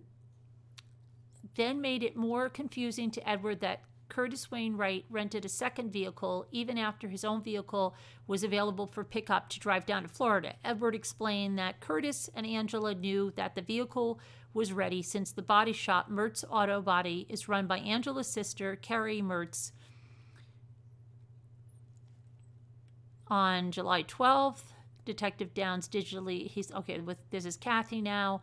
Kathy stated that she had personal knowledge from her daughter, Angela, that Angela arrived at Kathy's and told her in person that Curtis rented a vehicle on the 26th and later went down to Florida in that vehicle, blah, blah, blah, blah, blah. Okay. And she knew that they didn't have the money to rent that, and she needed to stay and work. Kathy also confirmed Angela told her Curtis had contacted her via telephone from an unknown location in the evening hours of June 27th. There was no other contact noted until Curtis arrived home on the 29th at approximately 6 p.m. Upon arriving home, Kathy stated that it was strange that he returned the rental vehicle only to rent another vehicle to return to Florida the next day after he learned of Teresa Sievers' death. As an additional point of interest, Kathy stated Angela told her that Curtis installed cameras at the Sievers residence in Bonita Springs during Curtis's second trip for the funeral, which was corroborated by Lee County Sheriff's Office detectives. Kathy also remembered that upon Curtis's return home from his solo trip on June 29th, Kathy inquired to Angela how Curtis's trip went. Since Curtis told Angela that his trip was to work on computers, Angela became defensive and denied to Kathy that she ever made the statement about Curtis working on computers. Angela later attempted to correct Kathy by stating that Curtis was at an antique auction. Kathy found this instantly suspicious, because that's what people that are really struggling with money do. They go down to Florida at an antique auction. By stating suspicious, when she heard, oh my gosh, I'm not even talking to you, Siri. The first time about Curtis working on computers. It's 1:14 a.m. Oh my gosh, be quiet.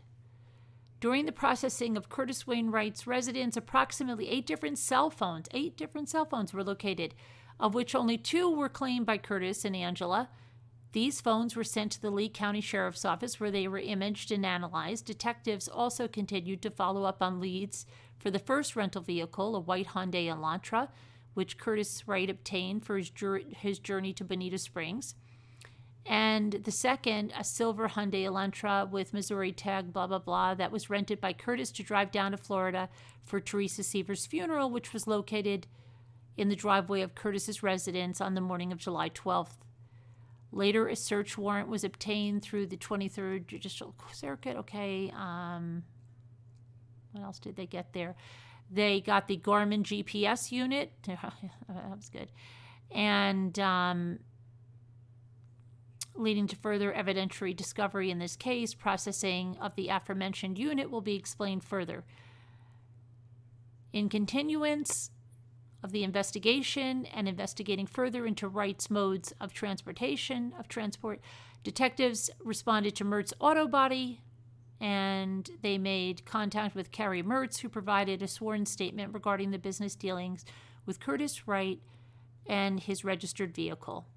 At approximately 9:44 a.m., Detective Downs conducted a digitally sworn statement with Carrie Mertz, a white female. Carrie is the sister of Angela Wright, as well as one of the employees at Mertz Auto Body. Carrie confirmed that on June 24th, Curtis brought in a gray Kia Rio EX with Missouri tags, blah, blah, blah, since it was damaged by Angela during a crash. And Carrie recommended to Curtis to obtain a rental vehicle from Enterprise, which was located down the street.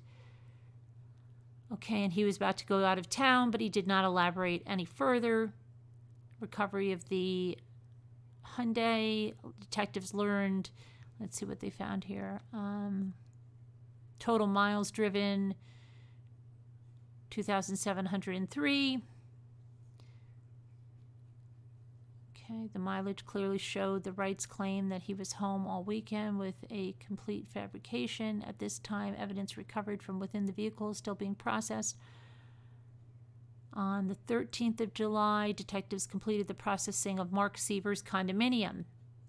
The search warrant did not reveal anything obviously related to the ongoing homicide investigation. Sergeant Labid and Detective Downs obtained additional search warrants. Why did he have a condominium there?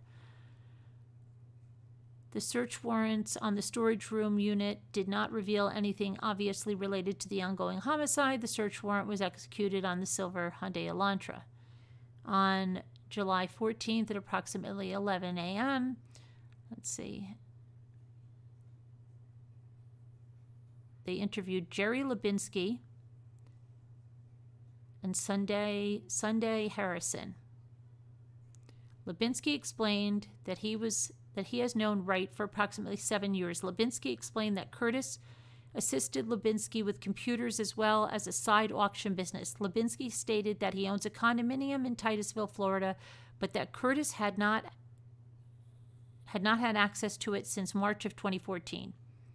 Lubinsky stated that he has only personally been to Titusville condominium twice.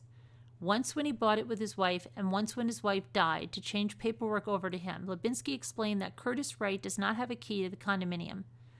Lubinsky stated that on June 25th, Lubinsky, Sunday Harrison, Angela Wright, and Curtis Wright were together at Lubinsky's residence in the evening. Curtis Wright explained to Lubinsky that he was about to take a trip to Florida for 2 to 3 days as he could complete work for a friend's computer. When asked which friend, Lubinsky stated it was Wainwright's friend Mark, with a doctor for a wife. Later, Lubinsky would identify Mark Sievers through a photograph, confirming that that was the friend Wainwright was speaking of. Lubinsky's living girlfriend, Sunday Harrison, also noted that while Angela and Wainwright were there, Angela had stated her discontent that Wainwright was leaving for Florida when that wasn't fair, that Curtis was going on vacation while she had to stay at home and work. At some point during this conversation, Curtis Wright and Lubinsky went into Lubinsky's office while Angela Wright and Sunday Harrison stayed in the living room. Curtis explained to Lubinsky in reference to the trip that he had something to take care of. Curtis Wright did not provide any other details when Lubinsky thought was weird, which he thought was weird because Curtis Wright normally provided details about things and jobs he completes. Lubinsky thought it was odd Curtis Wainwright was being so short. And then he made regarding his short trip to Florida to work on the Sievers computer. Lubinsky also noted that Curtis Wainwright had rented a vehicle to drive to Florida. Lubinsky did note that Curtis Wainwright informed him that he was going to the area where you guys are from, meaning Detective Downs and Sergeant Labid. Lubinsky could not remember the exact location where Curtis said he was going. However, he remembered it was in the vicinity of the Fort Myers area. Okay. Lubinsky went on to state that he had at one point loaned a camera and a Garmin GPS unit to Wright, of which he has still not returned. It should be noted that a camera similar to what Lubinsky had described was located within Curtis Wright's residence during the execution of the search warrant. Within a bag containing mail addressed to the victim, Teresa Sievers. While the envelope was addressed to the victim, it was dated July 1st and did not contain any documentation. Furthermore, there was no obvious reason as to why Wright would have possession of this document. Okay. So let's see. And then Kathy, that's again a second interview with Angela's mother. In the follow-up interview, Kathy explained she had additional information she wanted to bring forward regarding the investigation. She stated that she had gotten into an argument with her daughter Angela on July 13th, and while talking about the events that transpired on July 12th regarding the search warrant served on the residence. During the argument, Angela was attempting to convince Kathy that Curtis had never left to go to Florida on the 27th and that he and she had a misunderstanding. Kathy found this odd and confronted Angela regarding the statement. She vividly remembered the events that transpired that weekend. Furthermore, making her discontent to know that people around her with this, Angela had become upset, denying he had ever left. Kathy stated it was obvious that Angela had been attempting to convince her to believe Curtis had never left and was home the whole weekend. Kathy was positive that Curtis Wright did in fact go to Florida on those dates. Okay, the conversation occurred on the morning of June 27th. As the interview progressed further, Kathy stated that Angela specifically spent the night at her residence on June 27th, as Angela did not want to be alone while Curtis Wright was in Florida. Additionally, Kathy remembered Angela Wright stating to her in person that Curtis had called her on the way back from Florida to let her know when he would be returning. Okay.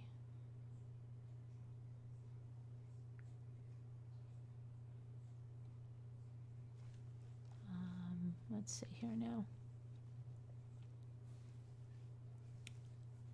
Additional findings. The vehicle was processed. Various evidentiary items were seized. Okay, that's from the Hyundai. A subsequent search, I'm sorry, the dog is kissing my neck. A subsequent search warrant download of Curtis's cellular telephone by Lee. Let's see here. Possibly need company, probably couldn't anyway, but just got me daydreaming. Curtis did not respond. Okay.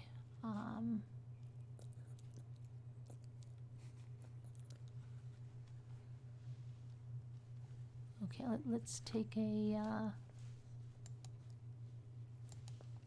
little break here. Oh. So, just take a little break. How did she expect to change her alibi story or lack thereof? I guess she was trying to convince everybody that Curtis did not go down to Florida.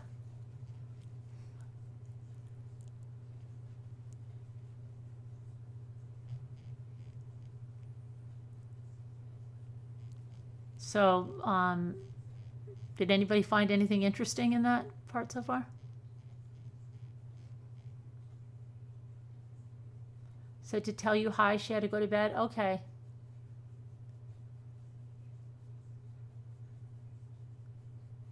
And there's the sleepy guy. There's the sleepy guy. The layout of the, yeah, I have the layout. I have a lot of the layout inside my email. Oh, you sent me an email? I saw the layout too. Yeah, you want to go through the layout of the home?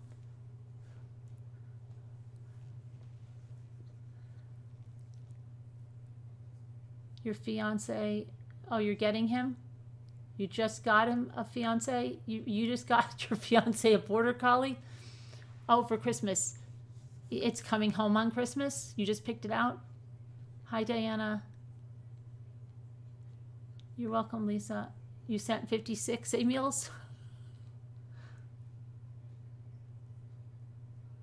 Oh, yeah, the freaking dog, J Vals.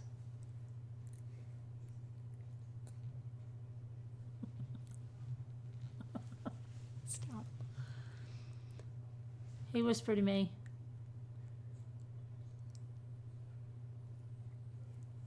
I have not seen this place. Now, their house before the one, before this one was a 6-bedroom on 5 acres. Oh, well, if you're not talking about Sievers, right? 3 pounds. 3 pounds in that. 3 pounds in a little something, probably.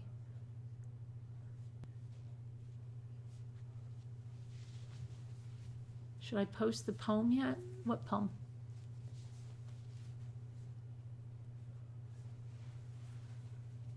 As far as he had to go to fix the computer, a new one could have been bought, right? Yeah. I guess he was really good at his job. I read some there, $200 AirPod. So many different conversations.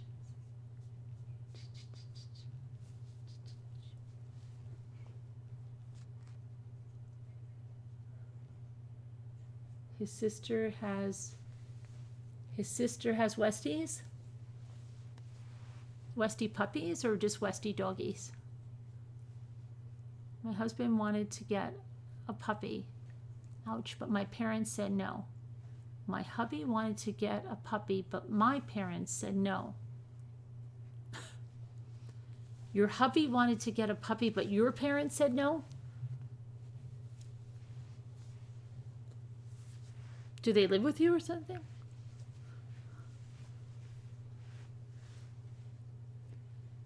I bet you wish that. More can you help? Who's more can you help? Ouch. But they only paid him $100 a month to be their IT guy. That's some guy that comes all that way for $100.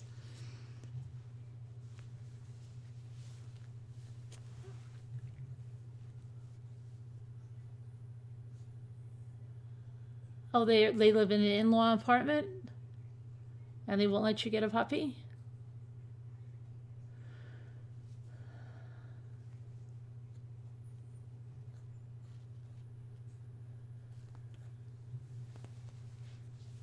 The puppy could wander into your yard, you could say.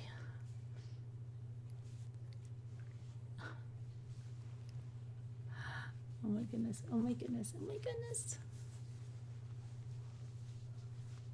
Apple Snapple has a lovely poem, and Janelle was wondering if we could have a moment of silence for Kelsey. Oh, okay. Apple Snapple has a wonderful poem. I don't know if it's possible to have a moment of silence with Desi right here. You have a Scotty Cross Skitsu right now? Oh.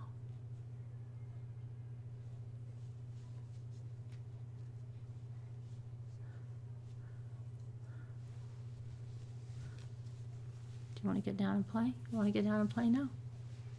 You want to get down? Go. It's by Barbara Bailey.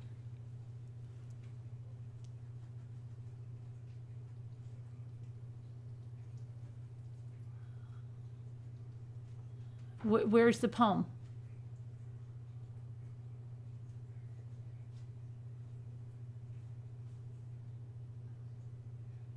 Plus you're allergic to dogs? Okay. Hey, Finally caught. What a cute. Oh, thanks, Angel Zul. Where's the poem?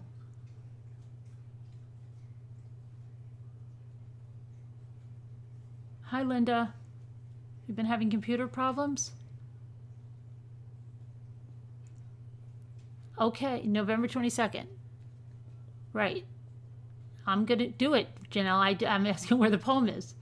A beautiful garden now stands alone, missing the one who nurtured her. Do you have a link?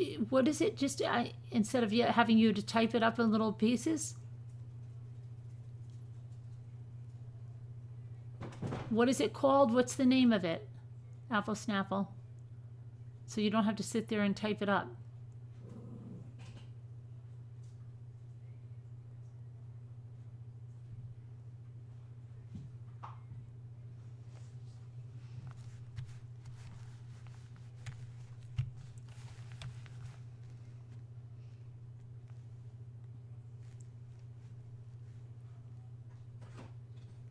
Hold on, I'll find it. But the rain is like teardrops.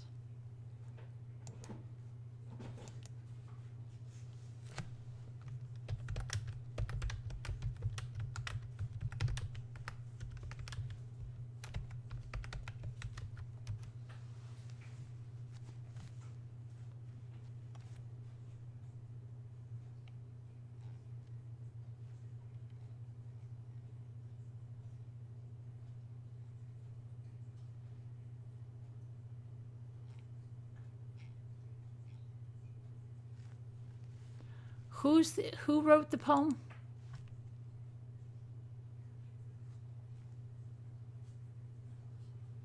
It's a piece of a longer one. Can you email it to me so you don't have to type it up there like that and look, because it's going to be really hard to read it like that. Could you send it to me in an email?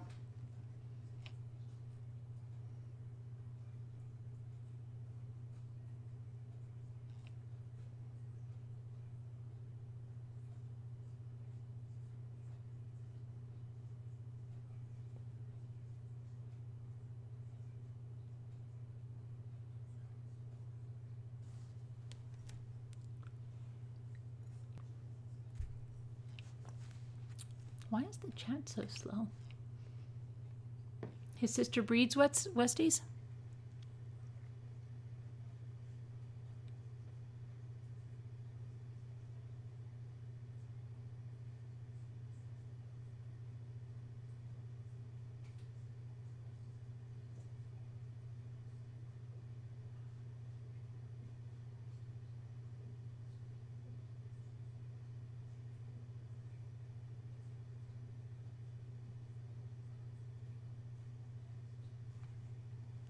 I don't know why the chat is so slow.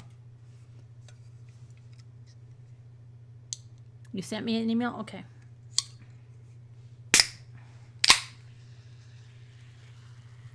Hi, D. Montana.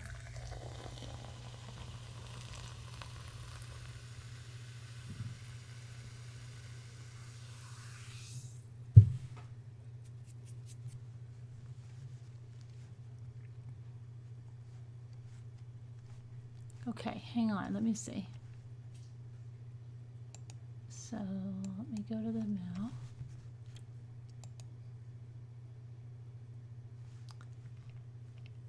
Okay.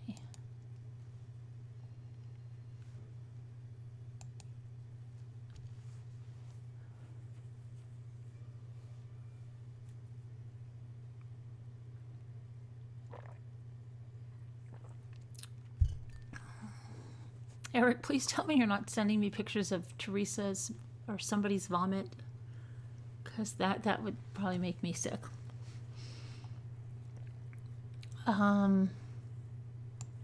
Help from Julie T.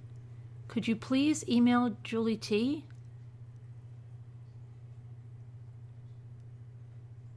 Julie, Sassy Darcy would like to know why you use snow underneath your topiary, because you can't really tell when looking at the picture. She did look in Slack to see if you were there, but she says you're not. Are you in the chat now? Can you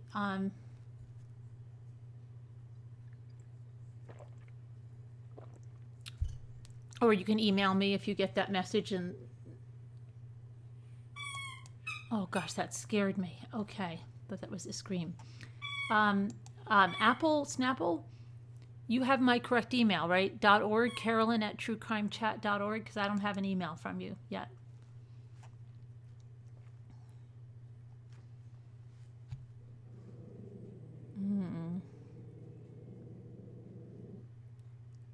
Says he, don't go in Sassy's.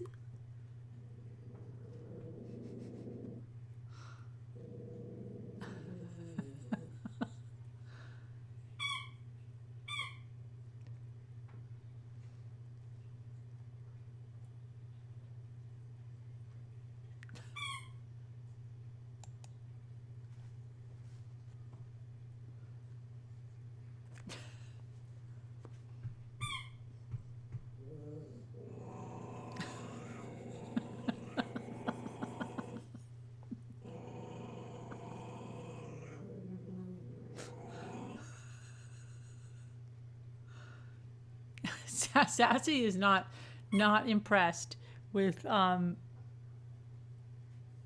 Desi. How much does Sassy weigh? 5 pounds.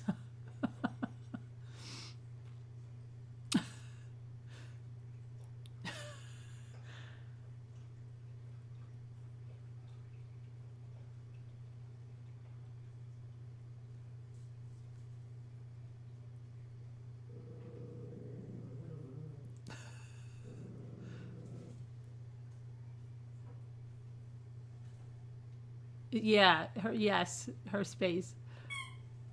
And being annoying with like a typical little brother. Now he's over here with like toys, squeaking him in her face and stuff. Typical little brother stuff.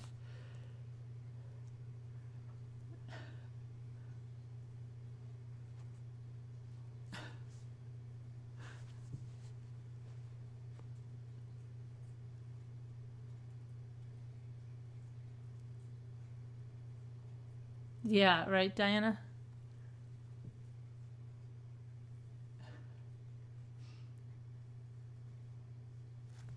Did Apple Snapple get the right email? It is going outside when you finish it, so it looks like they're sitting in snow. I could just put a burlap skirt around the bottom too. Okay, Sassy Darcy, I hope you were able to hear that. Chat was slow because we were stopping typing, so, oh. Okay, but I don't have a poem. So I don't think she sent it to the right email.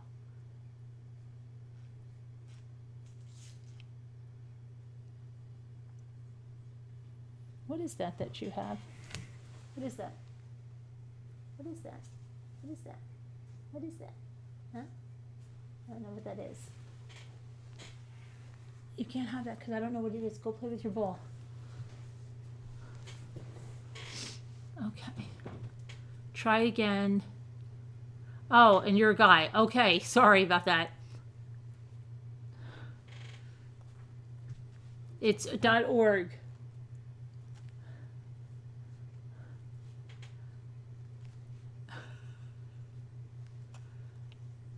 Thanks, Justice.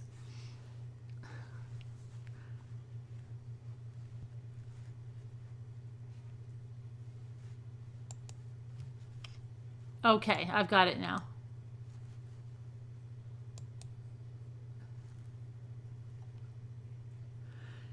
The meet you at the gate one? Is that the one? Okay. So, meet you at the gate. A beautiful garden now stands alone, missing the one who nurtured it. But now she is gone. Her flowers still bloom and the sun, it still shines, but the rain is like teardrops for ones left behind. The weeds lay waiting to take the garden's beauty away, but the beautiful memories of its keeper are in our hearts to stay. She loved every flower, even some that were weeds. So much love she would plant with each little seed. But just like her flowers, she was part of God's plan. So when it was her time, he reached down his hand. He looked through the garden, searching for the best, and that's when he found Robin. It was her time to rest. Are we supposed to? We're supposed to put her name? Okay, hold on a minute. I didn't realize that. Okay. And that's when he found Kelsey. It was her time to rest. It was hard for those who loved her to just let go, but God has a spot in his garden that needed a gentle soul. So when you start missing Kelsey, remember, if you just wait, when God has a spot in his garden, she'll meet you at the gate.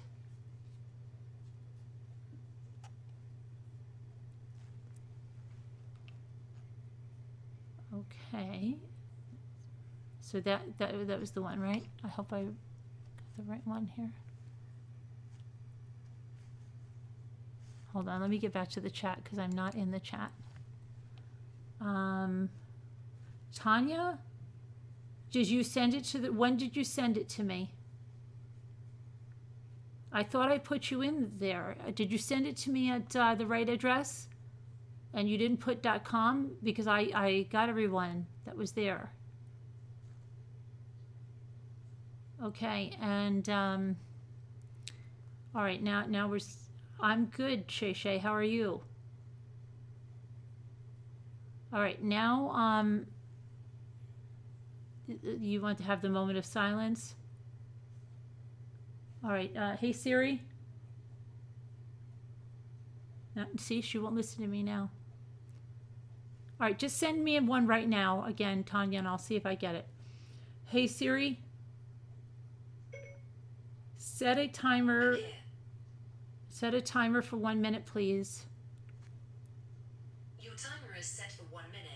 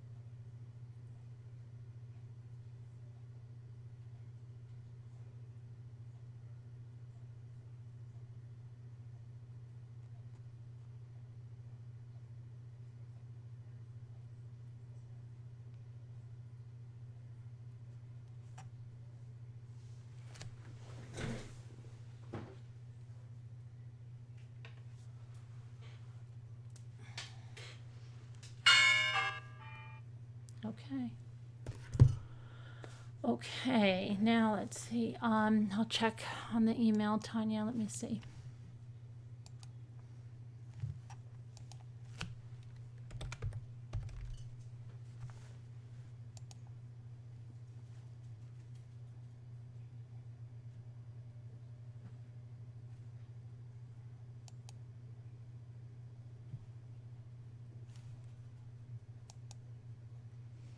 All right, let me see, Tanya. I have an email. I'm just gonna put your email address in there. That's all I need. I don't have the one about that, but I will. I'll just put you in right now, and then you'll be able to see.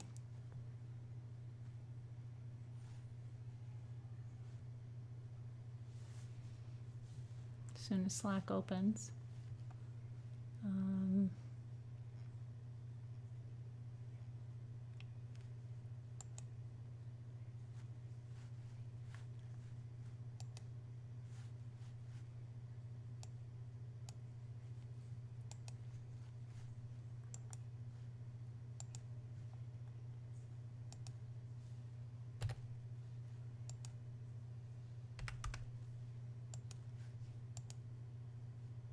All right, you should have invitations to 3 of those groups, okay? All right, good. Now, where was I? Back to the chat. Okay, so.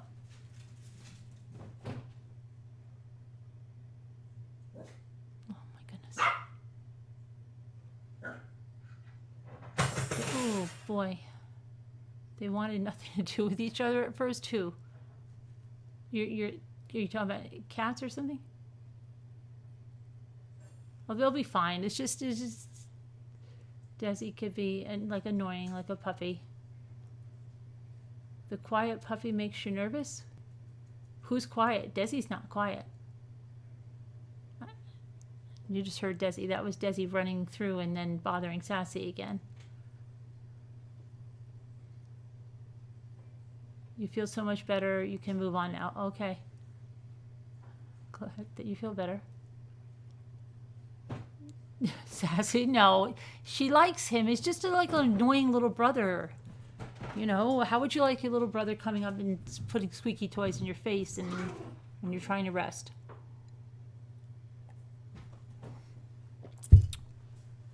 She's got to show him who's boss. She's got to lay down the law early. Desi. I don't know why I'm calling her Zazzy now. It's just getting crazy. Him. Desi. Stay away from Sassy. But the other day she let him sleep with her. He's done that, Sarah, and she let him.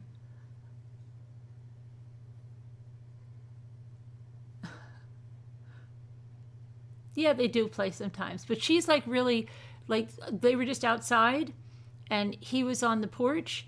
She would not come up the steps until I picked him up. It's on Sassy's terms, right? Until I picked him up, she would not come up the steps.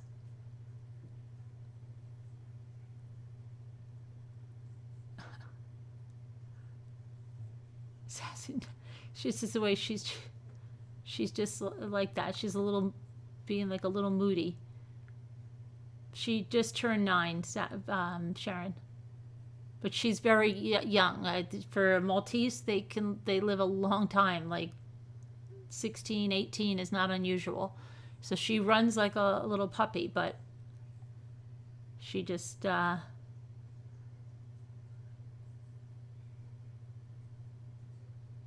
figure out ways to get him in trouble.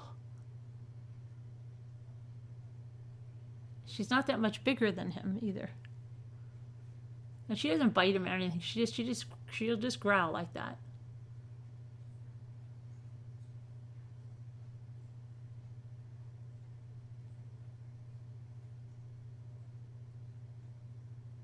Yeah, they usually live a long time.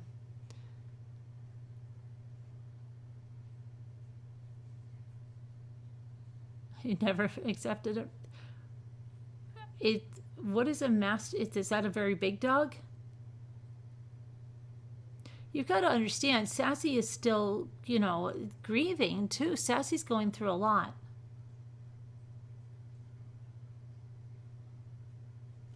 The chat isn't moving. I know. I don't know why it's moving so slow. I have no idea. Your Whippet lived to 21. Okay, so let's just take a look at, what did I do? Eric said he sent me something on the layout. Let's see.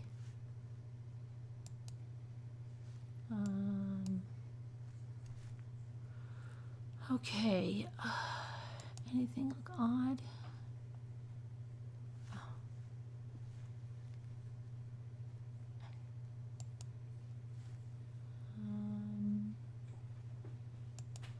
Which one is the layout?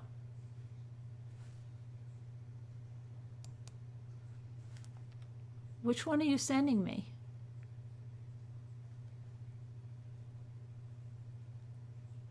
Inside layout, okay.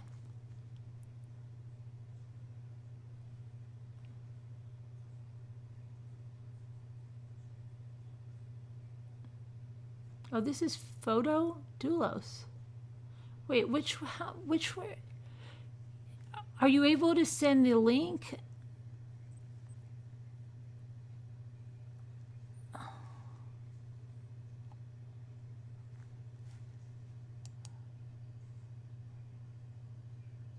Oh, I see what you're doing. Okay. Hang on a minute. I'm pretty sure I have that.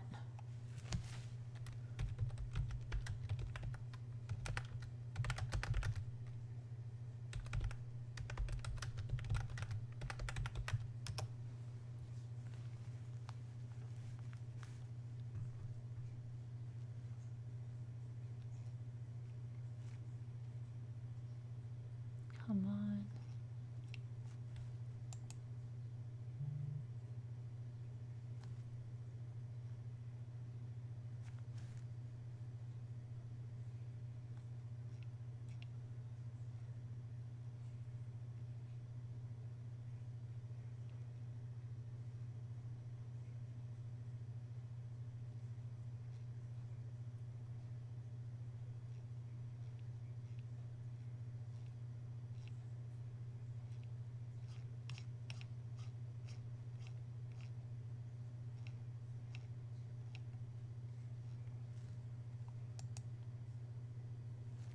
Come on.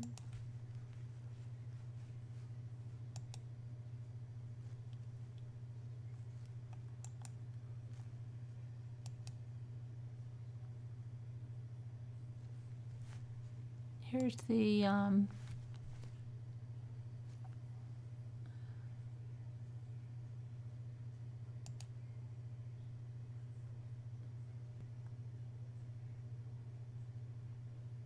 on, why is this computer is really slow tonight?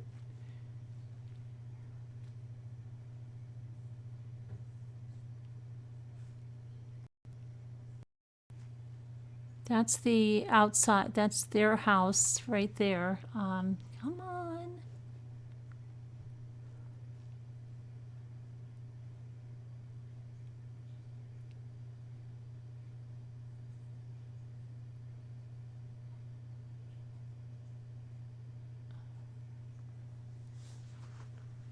Okay, this is really weird. Mary Kay Hart recited her address, and the woman at the Home Depot gasped. Hart and her husband had recently decided to have a new set of black stainless steel appliances delivered to their home on Jarvis Road. Oh, the woman said, that's where that murder happened. Yes, I know, replied Hart, who lives on the same street as one of the Southwest Florida's most infamous murders. She is all too used to the reactions from the public, even from her friends and family as far away as Missouri, who had watched, what is this with this Missouri? Various angles of the crime play out on television for months on end in 2015.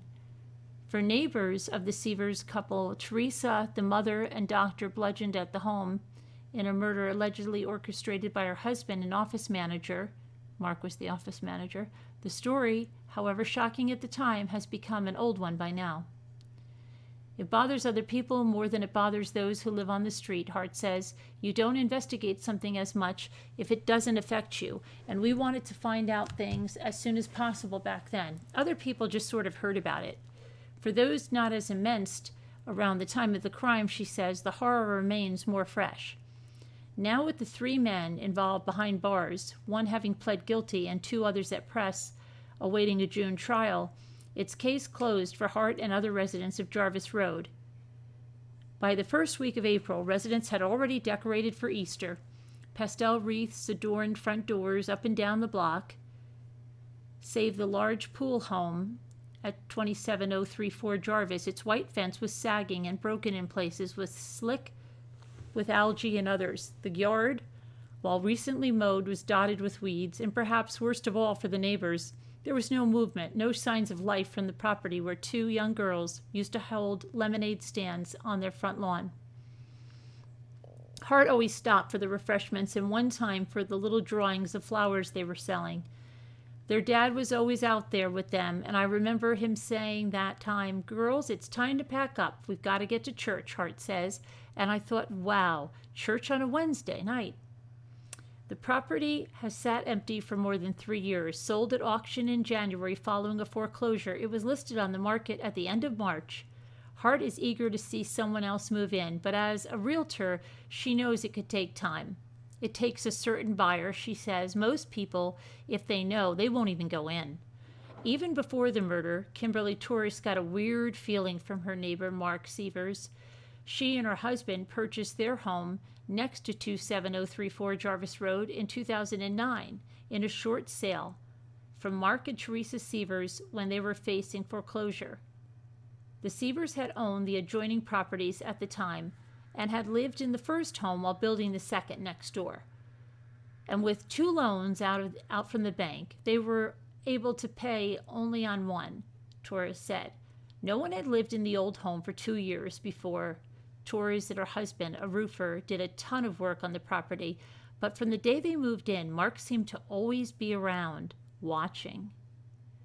We did the closing at noon that day, and we were moving things in the night, around 5 to 6 p.m., little by little, Torres said. So while I was moving stuff in, Mark came in and was standing in the hallway, just standing there, staring. And I thought, this used to be your house, but it's not your house anymore. Torres's husband thought Mark Sievers was just overly friendly. My husband always talked to him, and I told him he's a weirdo. I don't know why you keep talking to him, Torres said. But another night, Mark Sievers walked across the lawn to drop a bag of Chinese food on their patio table. The restaurant had delivered the wrong order, he explained, before walking off without another word. And then there was the time, just a few weeks before the murder, when Mark Sievers appeared on the couple's lanai, when the pair was inside one evening. When they confronted him, he had an odd explanation. He said, "Oh, I've just come to see what you've done with the place," Torres said. Now, mind you, we had lived there 6 years at this point, and he had to go through 3 doors to get to our lanai. And so ultimately, the day of the murders felt both sudden and inevitable for Torres, who had always dreaded some kind of event involving Mark. It was shocking, but it wasn't a surprise, if that makes sense, she said. Lee County Sheriff's officer cruisers and TV news vans flooded the street the day Teresa Sievers' body was found bloodied and lifeless in her home.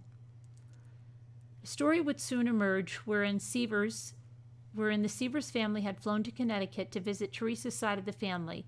Teresa had to return a few days earlier on that Sunday evening for work the following Monday. Mark and their 2 daughters stayed back to spend a few more days with family. When Teresa did not show for work at her holistic medical practice, it was Mark who sent a family friend to the house to check on his wife. The friend found Teresa cold to the touch in a pool of her own blood. A hammer lay next to her body. The family friend called 911. Neighbors weren't sure at first whether the act had been a random one. Perhaps Teresa had walked in on a burglary in progress the night she arrived home and surprised the attacker who killed her and fled. Or maybe the home had been targeted in their absence. I don't remember any of the neighborhoods saying that they were afraid to come out, Hart says, because it's always on your mind that something could happen. You know, every day. Torres' mother, Donetta Contreras, remembers things differently. Our doors were locked, and every little noise that was going on, we were up and trying to check that nobody was trying to come in and get us, she said. We thought there was a murderer on the loose, and there actually was. In the summary of the evidence affidavit released months later, the Lee County Sheriff's Office notes that 5 separate neighbors had heard Mark and Teresa arguing loudly from down the street over the years. The arguments were reportedly occasional, according to some neighbors, but others described them as a regular occurrence. The report showed in at least one of those instances, Teresa was described as the aggressor. While the arguments were loud, none of the neighbors recalled hearing any violence between the couple. I'm not sure what kind of marriage they had behind closed doors, but I can tell you that I heard them arguing quite often, Torres said. At one time, I heard her screaming at Mark that she was divorcing him, and he was yelling, "We will see about that." Still, authorities were tight-lipped about a possible motive of suspects, and rumors swirled. Some wondered whether a disgruntled employee had murdered the doctor or a former patient. For a time, a conspiracy theory surfaced linking the ultimate deaths of the holistic doctors across the state and country. Spunky and stubborn as Teresa could be, few at the time blamed her loving husband, who was known as the biggest fan of his wife, the breadwinner, and who doted on their free-spirited daughters. At Teresa's funeral, about a week later, Mark was in attendance, and investigators had not yet voiced any leads to the public. Instead, hold on a minute, now my thing just went up.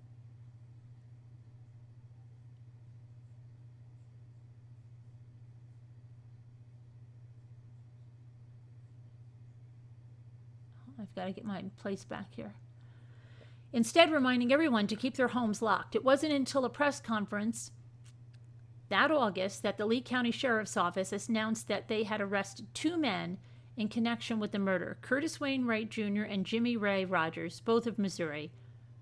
Who is going to come all the way from Missouri to target the house? Hart wondered. Suspicion soon fell on Mark. Months later, though, court filings in Rogers and Wright's cases, news media caught wind of Mark Sievers' alleged role in the plot.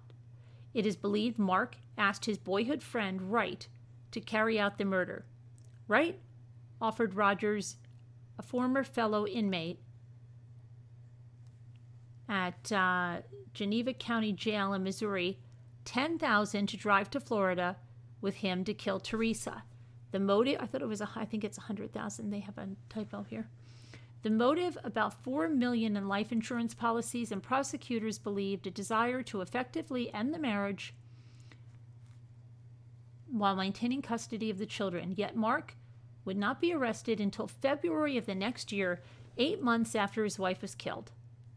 Those intervening months were the most difficult for Torres and her mother, Contreras, who lives on Allen Street, the road just east of Jarvis. He taunted us, Contreras said. It was a scary time, a very scary time. Mark showed up on Torres's front lawn one more time during that gap, standing in the grass and peering into her window. Torres bought blackout curtains the next day and has kept them hanging in her home since. In hindsight, she believes Mark was planning the murder that time he was on the lanai, trying to ascertain her vantage point of his home, trying to gauge what she might hear from her lot. Contreras called to file a police report just days before Mark was arrested that February. She had been on her way to her daughter's home, picking up her grandkids. They had a baseball game later that evening and had to stop home for their gear before going to the fields. As they turned onto Longfellow Lane from Matheson Road, they came up on Mark, who was stopped at the stop sign. Mark saw Contreras in his rearview mirror and lingered at the stop sign for what felt like 3 minutes, Contreras said. When he finally began driving again, it was at 5 miles an hour, she said. The behavior was so unnerving that Contreras almost didn't go back for her grandson's gear. That's the kind of stuff he would do, she said. But 2 or 3 days later, he was arrested. Now 4 years have passed, and if she sits outside all day and counts, Torres still sees 2 or 3 people driving down Jarvis each day, rolling to a stop in front of the neighbor's home and snapping a picture of it with their smartphones. At night, the home is desolate, and that's when she gets spooked. It kind of gives me the chills, she said. It's hard to forget about what happened there when it's abandoned. Torres hopes that a new homeowner will not only lift the cloud hanging over the home, for Torres at least, but also help deter gawkers. If we just get some movement in it, some normalcy, maybe the bad memories will start to fade, she said. And Torres and Contreras say they'll be among the first to welcome a new homeowner, relieved when it finally happens. For residents of the street who have never given interviews, the fixation on the case by the media, the phone calls, and the knocks on their doors, even years later, have become insufferable. Many said they could have moved on from the crime sooner without the additional attention of the news outlets. Most refused to comment for this story. One man described the hounding by reporters as unbearable. A couple living down the street on the same side of Jarvis Road purchased their home just last year, and they didn't want to provide their names, but said buying on Jarvis was just like buying on any other road. As former Naples residents, they knew of the murder, but they weren't deterred when they saw a home they liked in their price range listed for sale on the same street, and they found their new neighbors to be welcoming, normal people who have backyard barbecues and wave at each other when they drive past. It is some random thing. If it was some random thing, that would be different. The homeowner says of the murder, but it was premeditated, so it doesn't worry me at all. That mentality may not bode for buyers of the home when the murder actually took place. Before the listing appeared, crime scene photos showed the layout of the home, the blood spatter on terracotta tiles in the kitchen and the doorway from the attached garage where the family van was parked to inside the home. As of July, the home was listed for sale at $379,900. That's a fair asking price, Hart said, for a 4-bedroom, 3-bath house at nearly 2,900 square feet. The home has a pool as well, though the lanai screens were blown out during Hurricane Irma. In listing photos, the pool steps are green and the water appears dark blue, almost black. But built on a double lot, the home boasts nearly a half an acre of otherwise modest neighborhood. Realtor Janice Gover is representing the property and says she's confident the home will sell. It's newer and bigger, she says, and we priced it really low anyway. Gover says foreclosure properties she sells usually within the first month. That's because I get the best deals in Naples, she said. Asked about the murder affecting the potential sale, Gover says she isn't worried. She usually has more trouble selling homes if they have a mold problem, and anyway, all homes sell at the right price eventually. This home, Gover reiterates, was priced very well, considering it's one of the nicer homes in the neighborhood. One neighbor, who refused to give his name, said the only concern with the sale of this home is that it could sell for such a low price that it later affects his own property values. Gover isn't worried. I don't think people are concerned about it. I don't think most people believe in ghosts.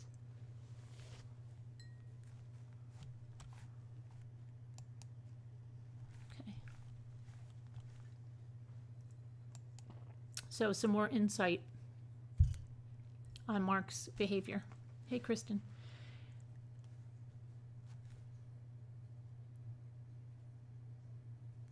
Oh, that's Mark Sievers, Bethany, the guy that's on trial.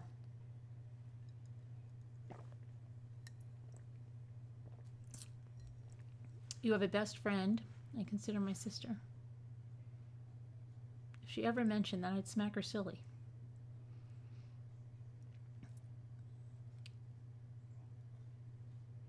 I wouldn't buy the house, Karen H. says.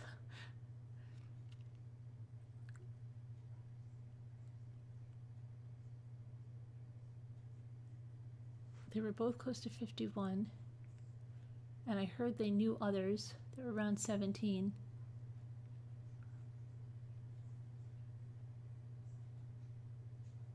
I feel like only a lover. What is going on? The family friend is the doctor, yeah, Dr. Mark Petridis, yes.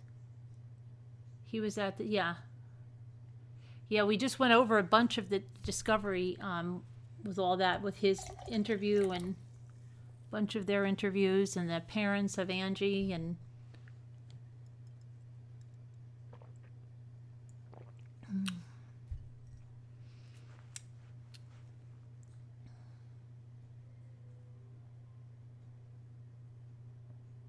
what is dishes?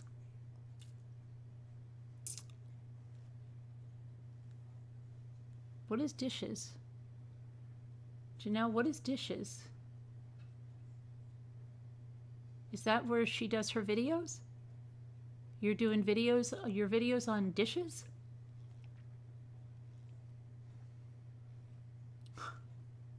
I don't know. Plates? I don't know. I have no idea.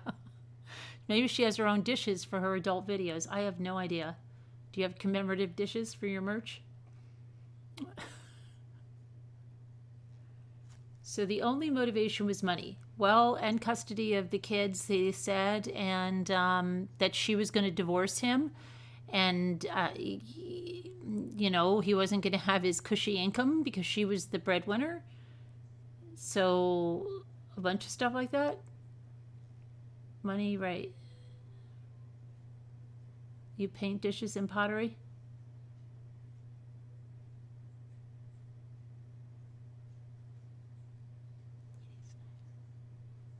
No, it wasn't ladies' night.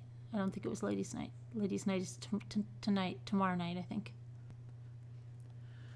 Okay. I'm only being honest. The kitties know. Okay. So let's see. Let's just see if there's anything else interesting in that. Hold on.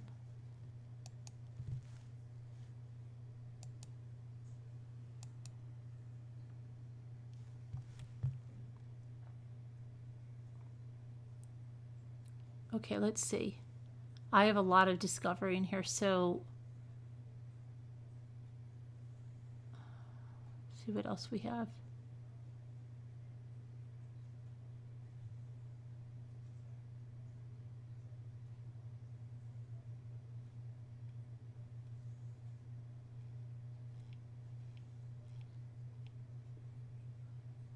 Jimmy Rogers.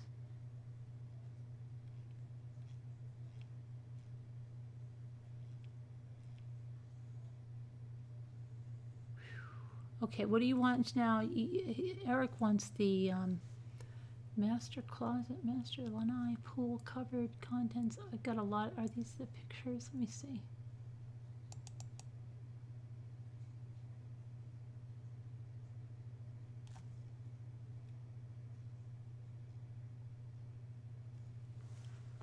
Let me see something.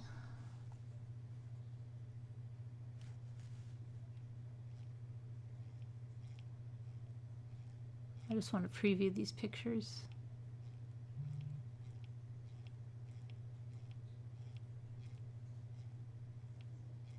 Okay. All right, let's look at these. Hold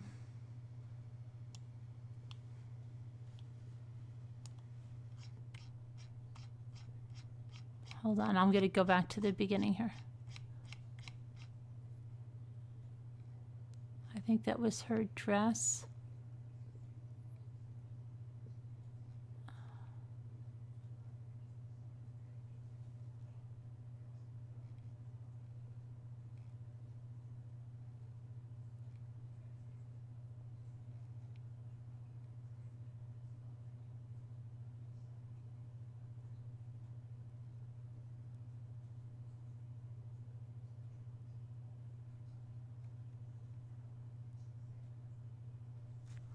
Let me make sure that these are showing up for you because I think they're really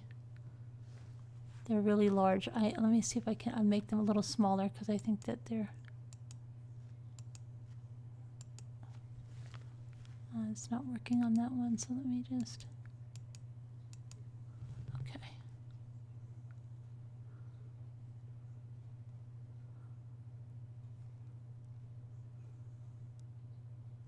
Wow, look at all that.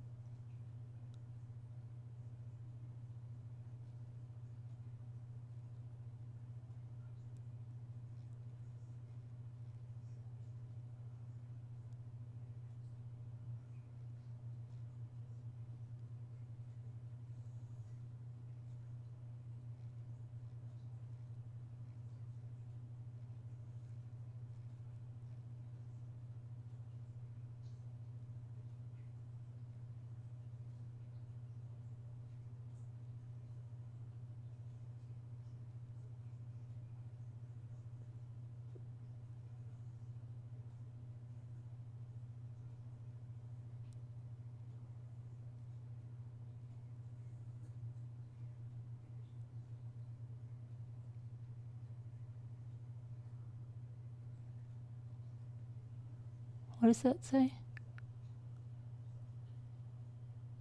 Many say I'm a dreamer.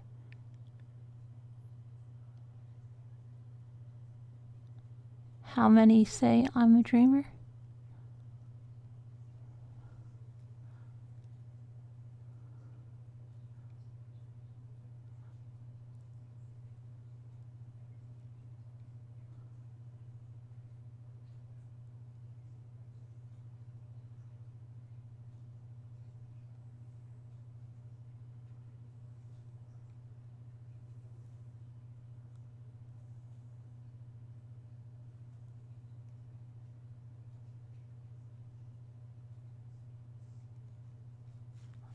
Okay. Well, that was pretty gruesome. You have a cat emergency choking on ashes? Sent me an invite, but I haven't got further. You have to go into the invite and then you can go into Slack. It'll give you the information. Okay, so that was let's see. That was her. You know how many? You can't even imagine how many photos are in here. So let's see.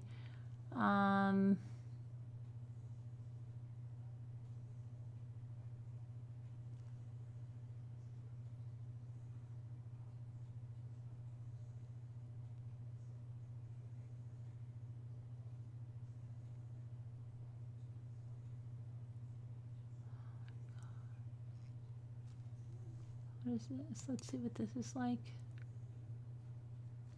I just want to preview these and make sure that there's nothing, you know.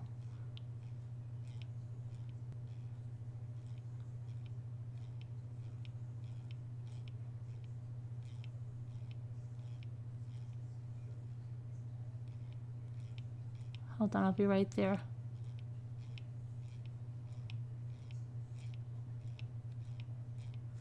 Okay, hang on. So this is okay. This is all okay. YouTube approved. Hang on.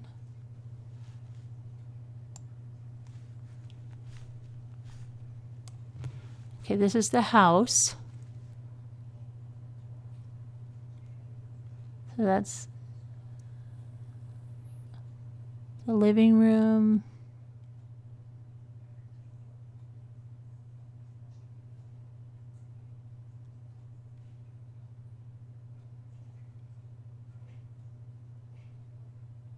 Part of the kitchen. The living room.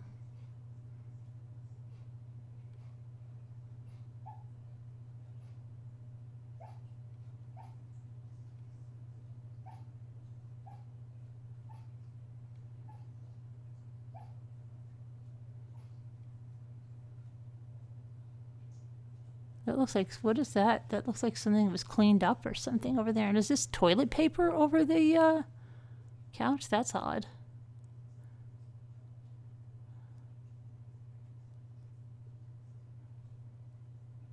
This is supposed to be blood on the, it says the door frame, I believe it is.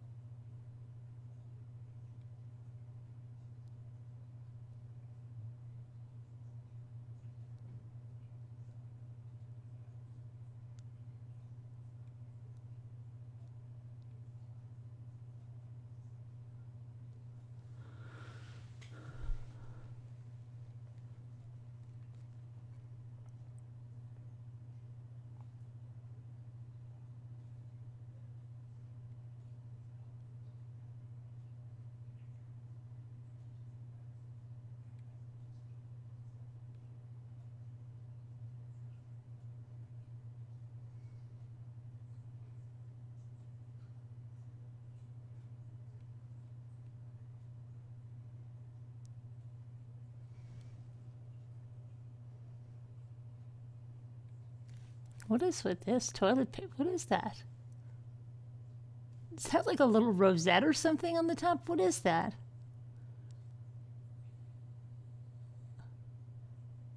That's quite odd. Okay.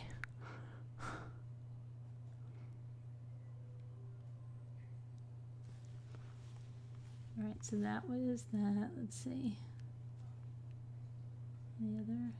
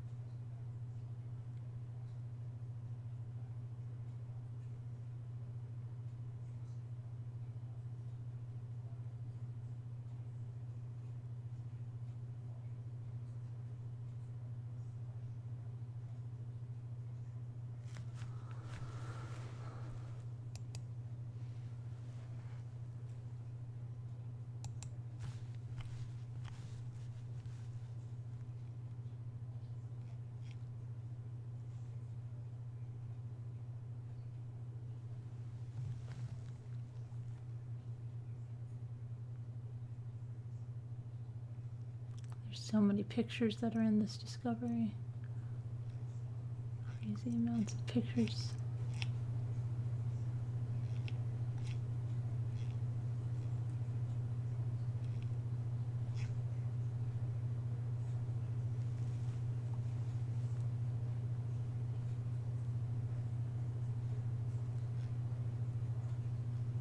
I'll see if I can get some of these video interviews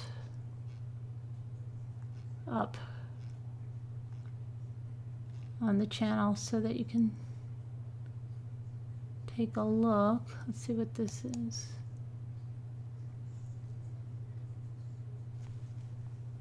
Oh, this is what we were doing. This is document.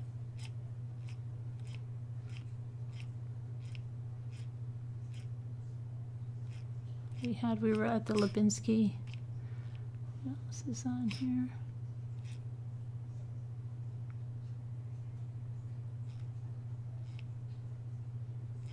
Yeah, there's a lot more. Maybe we could look at more of that tomorrow after, see what happens to Mr. Peel tomorrow. I don't know if Mr. Peel is going to pull something else.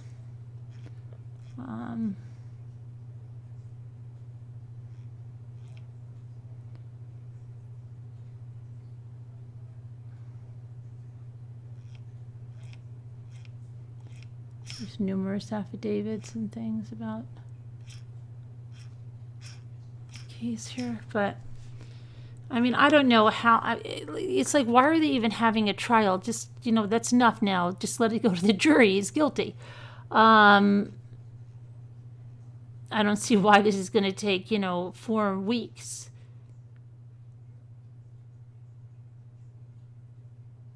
Here's something his lawyer wrote on July 8th. I represent Mr. Mark Sievers. Mr. Sievers is obviously distraught, like Chris Watts, over the murder of his wife. Despite his physical and mental condition, he has fully and voluntarily cooperated with your investigation. This includes its voluntary interview, which lasted over 7 hours. You're aware that he was in New England when the brutal crime occurred. However, despite his cooperation, your investigators appear focused on him. If you have any need to contact Mr. Sievers, please do so through me. My office number is blah, blah, blah. My cell phone number is blah, blah, blah. The children have suffered tremendously due to their mother's death. They are still grieving. We do not feel, under the circumstances, that an interview by law enforcement at this time would be in their best interest, so we are, for the moment, declining your request to bring them in for an interview. Your understanding in this matter is appreciated.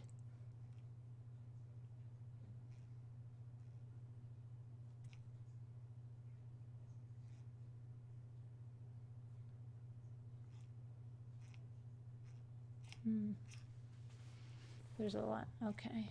I mean, I'll go through some more of this tomorrow and see what. In Watt's case, did you note Danielle was Danielle? What are we talking about? Are we still going back to the Trent thing?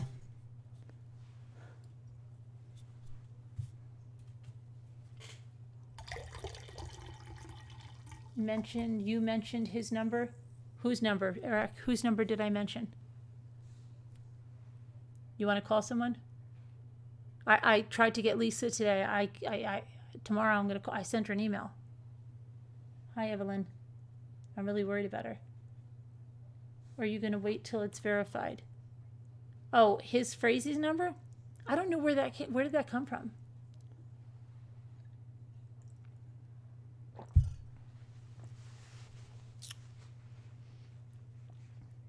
What do they say, Eric? What's the poem with verify?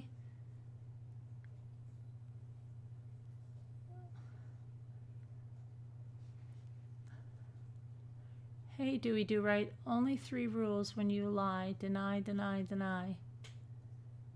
Frazie's on suicide watch. Where'd you hear that? I think they're automatically put on suicide watch after that type of thing.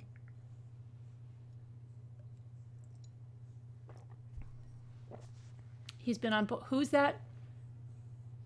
Who is it, Eric? Oh, is it Eric? You know what I mean. I'll talk to you.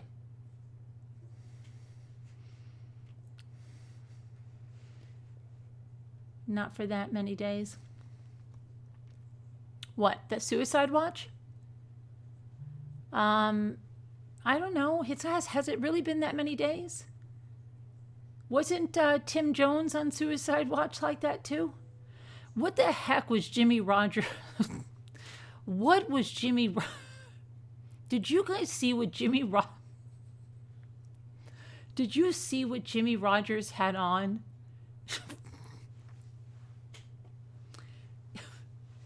Did anybody see what Jimmy Rogers had on? Is that the turtle suit? It was like all you. Please tell me Jimmy Rogers did not come to court to say all these names. Which ones? The people's names here, or the people's all those crazy pronunciations? I'm gonna have to try to find it. It was he looked like he was wearing a quilted bed cover. And if that's a turtle suit, oh my gosh. And do you remember who was the other guy that did that weird thing with the turtle suit? That was those guys that, what was his name? McNabb, right? Okay, let me just see. I hope I can find the picture now.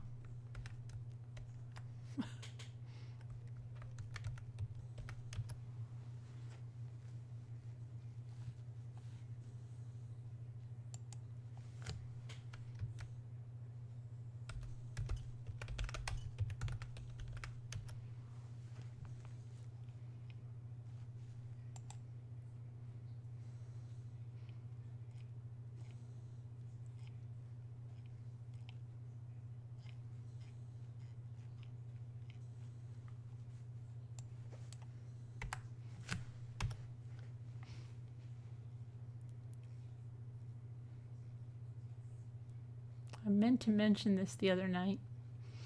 I have to find a picture of this. This was like the strangest thing I have ever seen.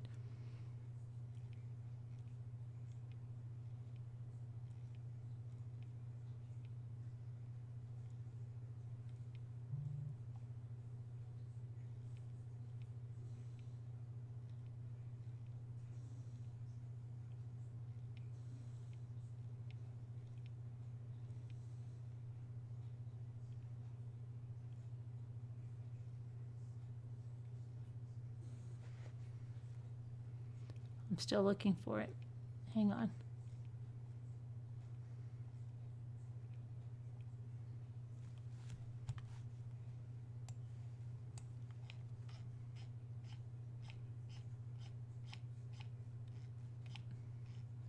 It literally looked like he was wearing a mattress cover.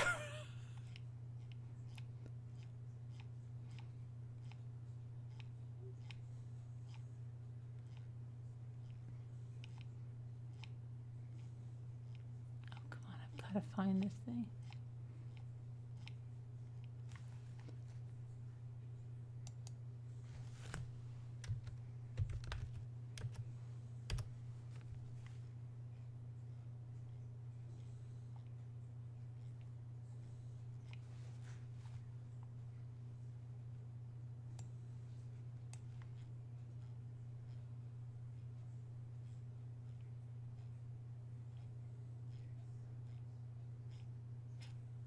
I'm going to put in turtle suit because that has to be some kind of suit that he was in.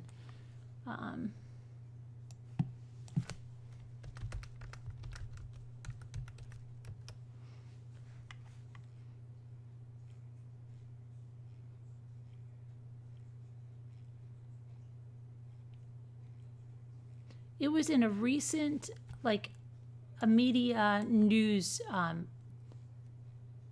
article. I knew I should have. Save the picture. If anybody saw it, let me know. It literally looks like the guy is wearing a mattress cover, a quilted mattress cover. And it's really like gapey at the neck. I cannot find it now, and I know I wasn't dreaming this.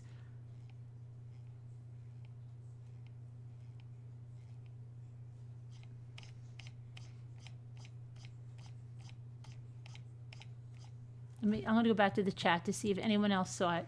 Did anyone else see it? You haven't seen that picture? Somebody said they saw it. Chrissy, do you remember where you saw it? He was wearing a mattress cover. I need to see little Jimmy. I know.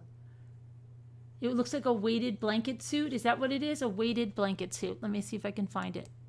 I didn't know that you could have a weighted blanket suit. Let me see if I can find it. And put that in there.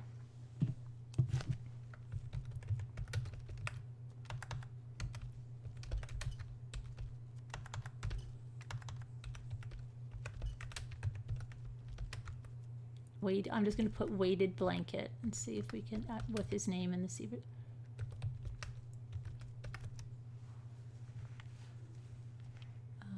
Let me see now.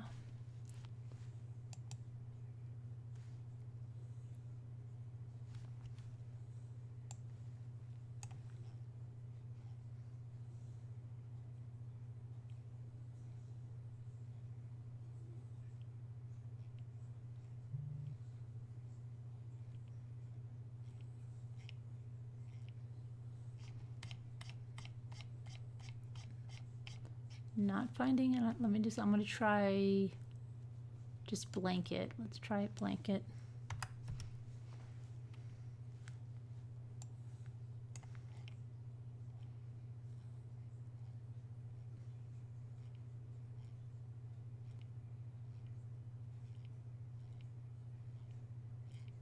It was yesterday, and it had it like he was appearing outside.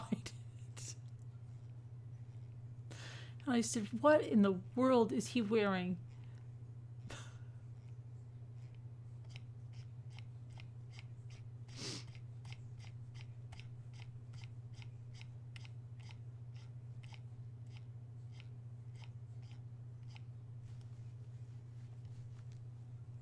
Okay, so let me see. Let me try something else.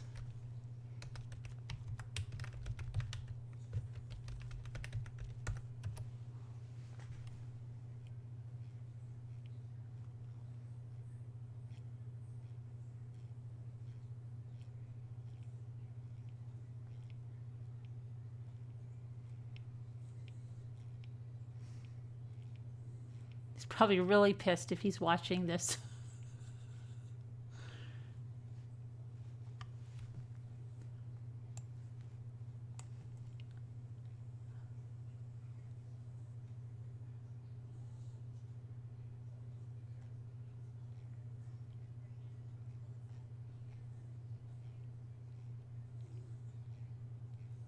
I can't.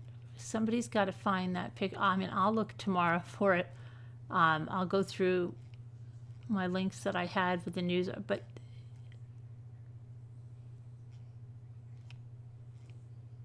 let me see if I'm going to go back in the chat and see if anybody found it somewhere. Did anyone find it?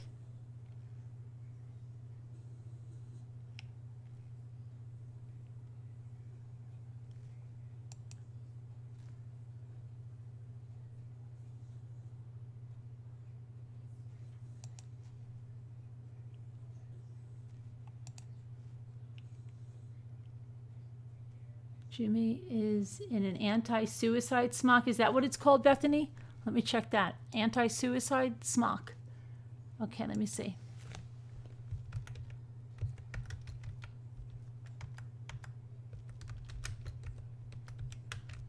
So then he's on suicide watch for a while. Maybe Frazee has one too. Anti-suicide smock. Okay, let me check.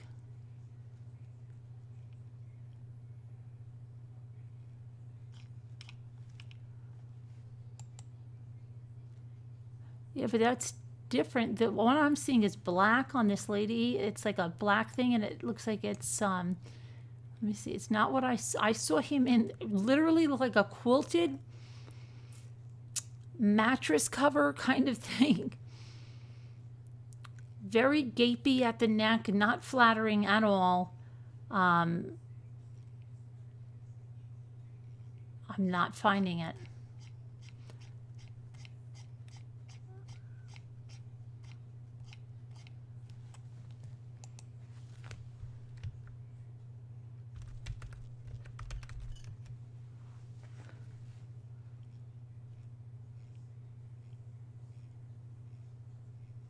Yeah, I'm not finding it. Let me see.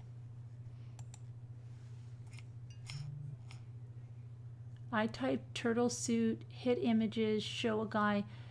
Yeah, but it wasn't Jimmy Rogers, right? Check your email. Okay, he's got the picture. Let's see.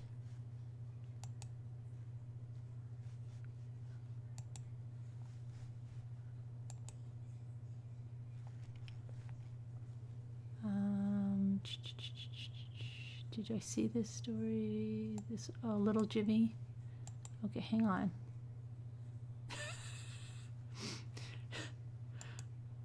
Apple snaffle. Let me see. Somebody. Hold on.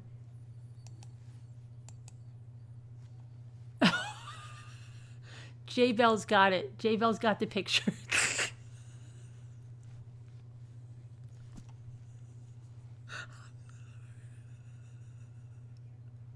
Hold on.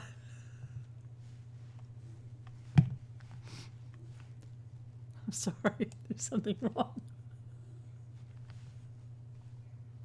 There's something wrong with me. Okay. Let me see if this is. Is this the picture? Yes. Okay. This is the picture that I saw.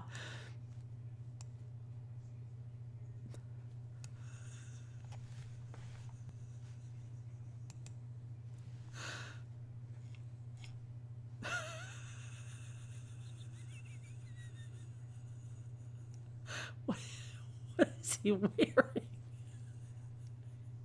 You know how hot that must be in Florida? The one you...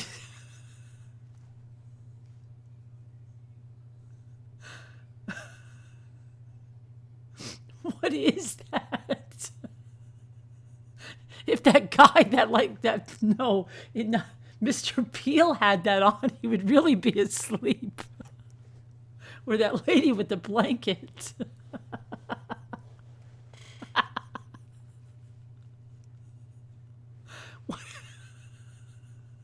What is he wearing?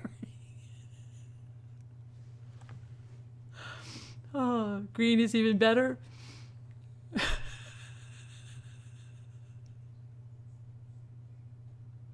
I have no idea. What is that? See how gapey it is, like at the neck? Oh my gosh. The lady standing next to him. Oh my gosh.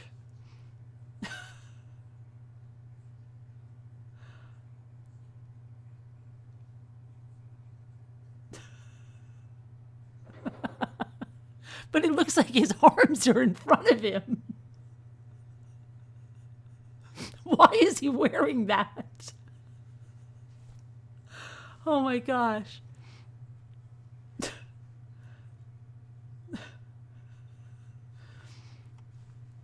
Why is he wearing it?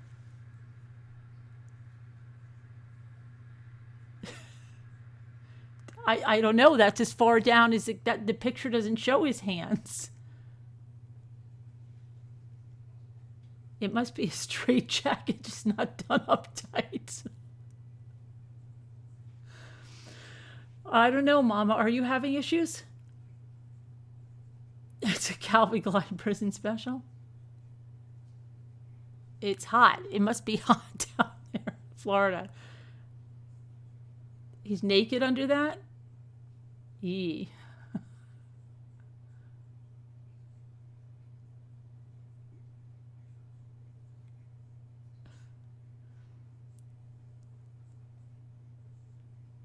No, I think she's trying very hard not to laugh. That poor lady, she trying to take him seriously in that. And this guy back here, he's thinking that too.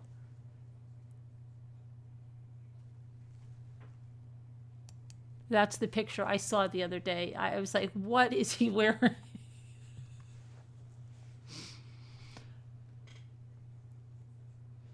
Is that, well, then if it's suicide, he's been on suicide watch a heck of a long time. Can you imagine if it's bulletproof, how heavy? It's a good workout. He's not strapped to a trolley. I don't think so, too, Scooter. If you type in, I did type in Jimmy Rogers in turtle suit, and I didn't get anything. We did talk about the lady. You missed it, Crystal. We talked about the lady with the blanket. We talked about Mr. Peel.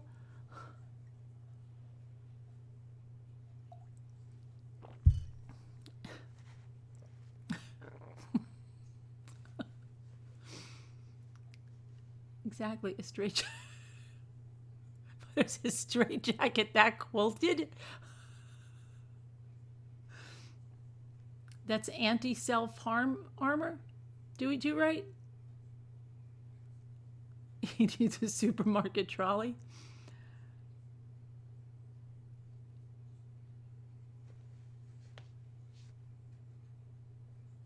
It showed me a video.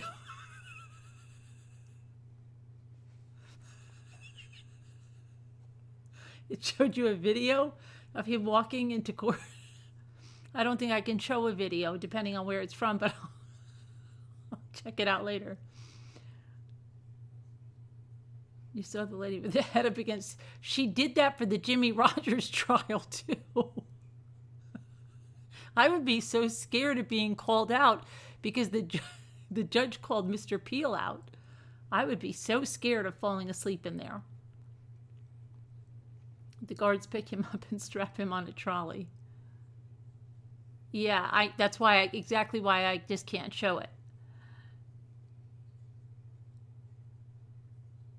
He calls himself the Hammer. He might have grabbed something.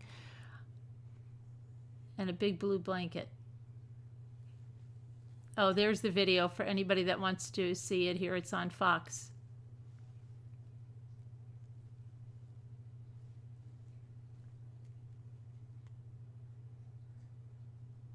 It looks like moving blankets, yeah, from the Harbor Freight, except those would be blue.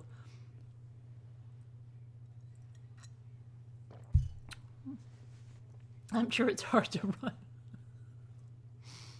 I'm sure it is. It's like a sauna suit inside there. Can you imagine if they have the that reflective Mylar in there? So it's really sweaty and sticky.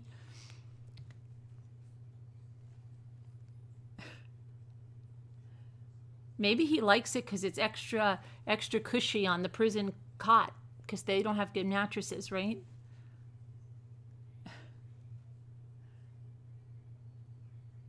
Straight jacket has the arms crossed up the opposite sleeve.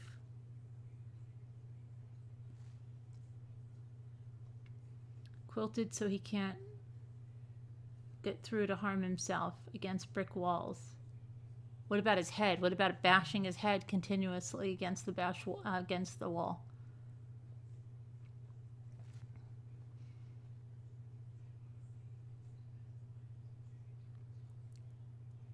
Looks like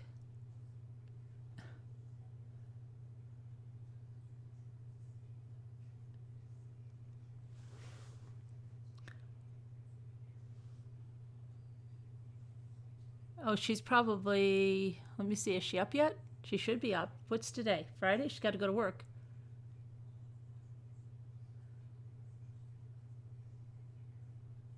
I would be so afraid of something falling out from under that turtle suit.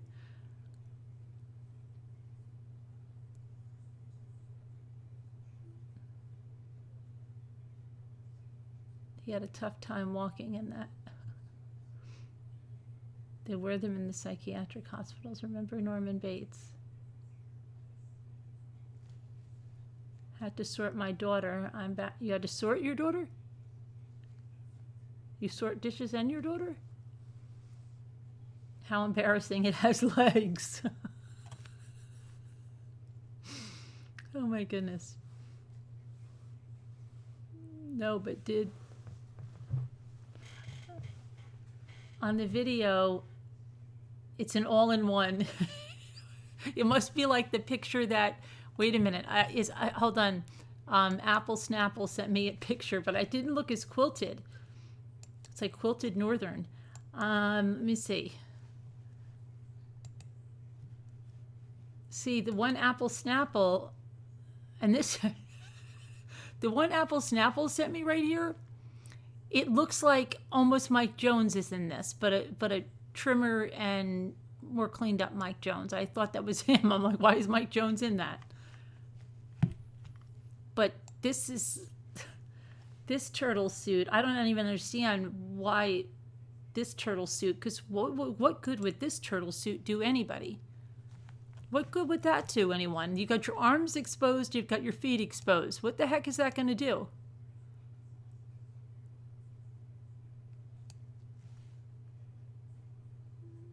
I don't remember a turtle suit being so quilty, but what are you going to do with that, with your arms like that? This says, wearing this would just be... You see what the bottom of this thing says? I don't know where you got this from, Apple Snapple. Can you see that? Let me see that.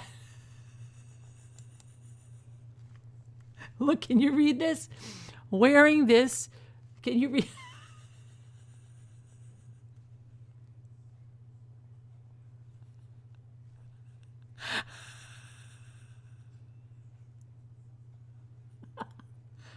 Oh my gosh.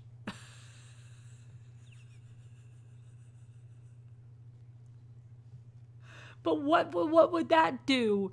What would this, why would his arms be out? How is that going to help you from killing yourself?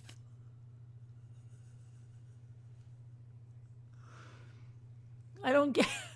And that doesn't look like the turtle suit that other guy was wearing that did that horrible thing in the turtle suit with that psychologist. It does look like Michael Jones, right? But what the heck is that? It reminds me of that song. What is that one with the knee pants? When I was in knee pants.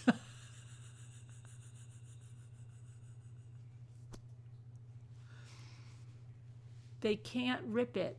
Oh, is that? But they could do something with their hands.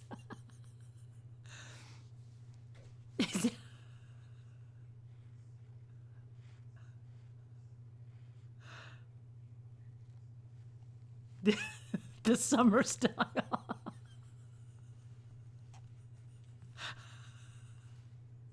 Oh my gosh.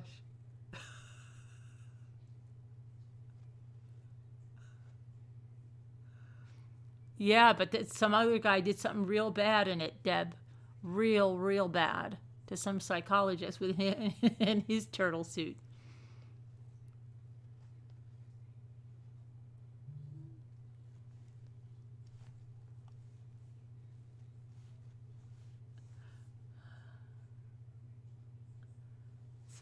Should not have worn that to my... Can you imagine wearing that to...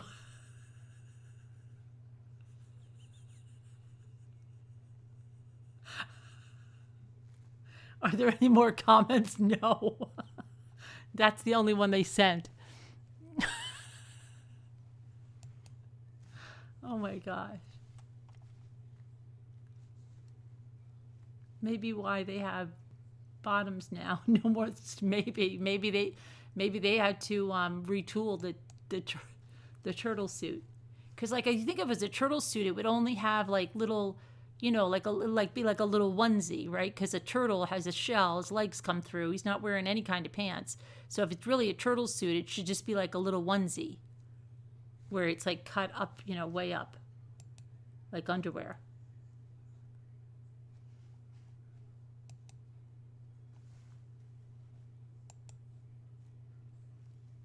Oh, is this your pottery? Okay, this is Apple Snapple's pottery. Is this pottery that you make, Apple Snapple?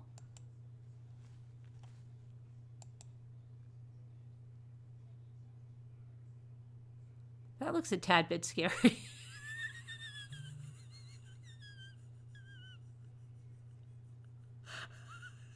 Is that is that a skeleton on the other side of the cat's face? That's a little scary. Okay.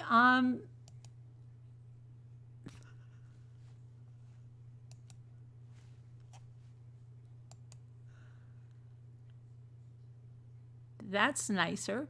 Not so scary.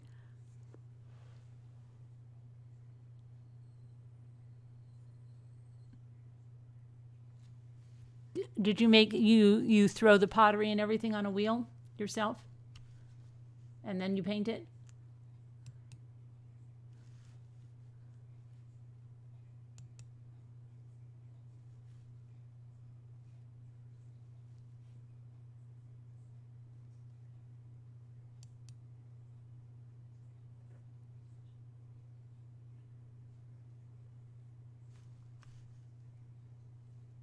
I'll look at that other story you sent me after. I didn't hear about that one.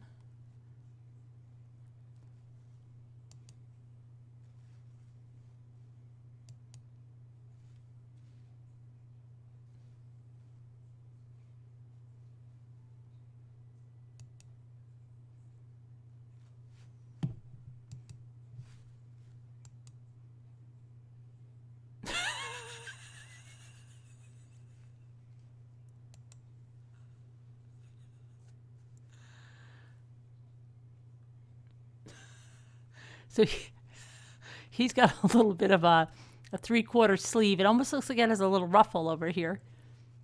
If they cinch that in a little bit, it almost looks like a little ruffle. But see how it's so gaping in the neck area? It's really not. That's not a good look on anyone when it gapes that much.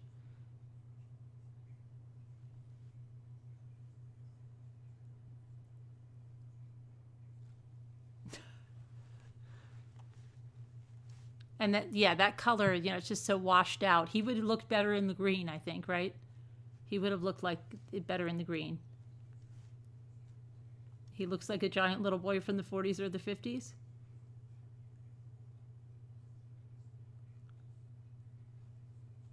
That's little that's little Jimmy Rogers. That's the guy that was convicted in this Sievers case, along with Curtis Wright took the plea deal, and now Mark Sievers is on trial. That's little Jimmy Rogers, or Jimmy the Hammer Rogers. They wore these quilts in the 40s and 50s. I think she means they look like the old bathing suits or something. Mr. Peel.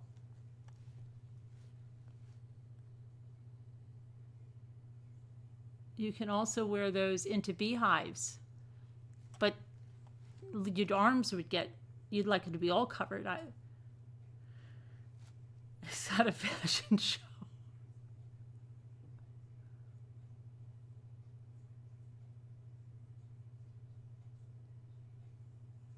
He must be acting up. So maybe Frazee has a new turtle jumper, right?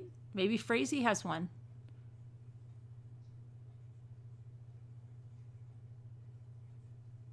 Always had to wear short pants, right? Knee pants. The bees would get in. Yeah, that neck is gaping. That just looks like that would bother the hell out of you, like, because it would always be falling down in the back. He isn't built for prison, and I can tell you, just by his hair. Oh, really? The new turtle jumper.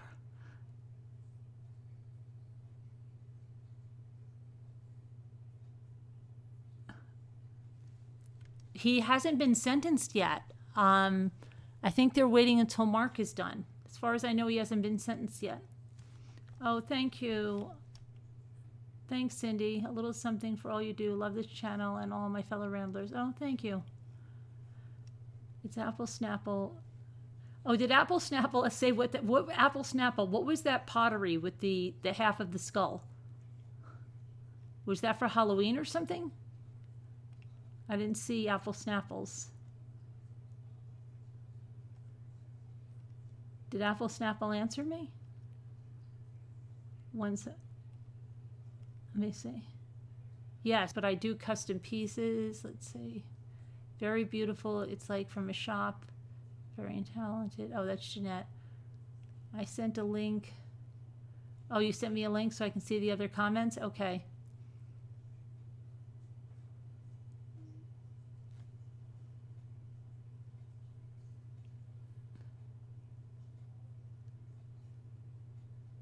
It's good.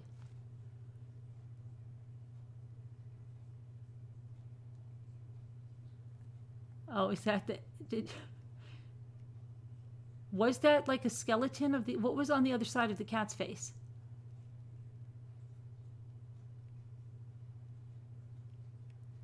Oh, is those bottomless, you mean the split pants, the Chinese split pants that they put on babies. No diapers, they put split pants.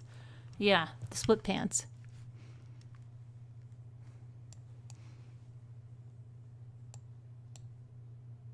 What is this about Apple Snapple? What is the on the other side of the cat's face there? I have cats that are black. It's the dichotomy of light flowers and dark skull.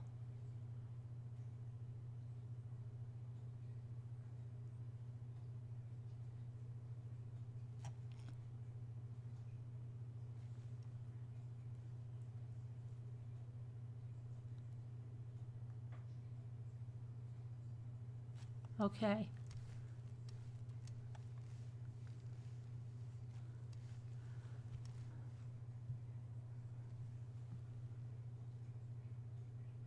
I like to find beauty where most don't. I see.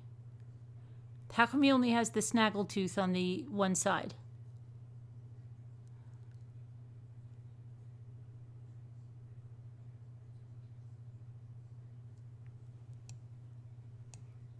Okay, you sent me a link to the other comments on the turtle suit. Okay, link to turtle suit for more laughs.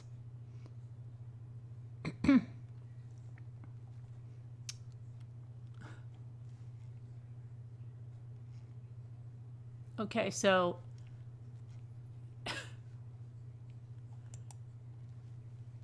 hang on.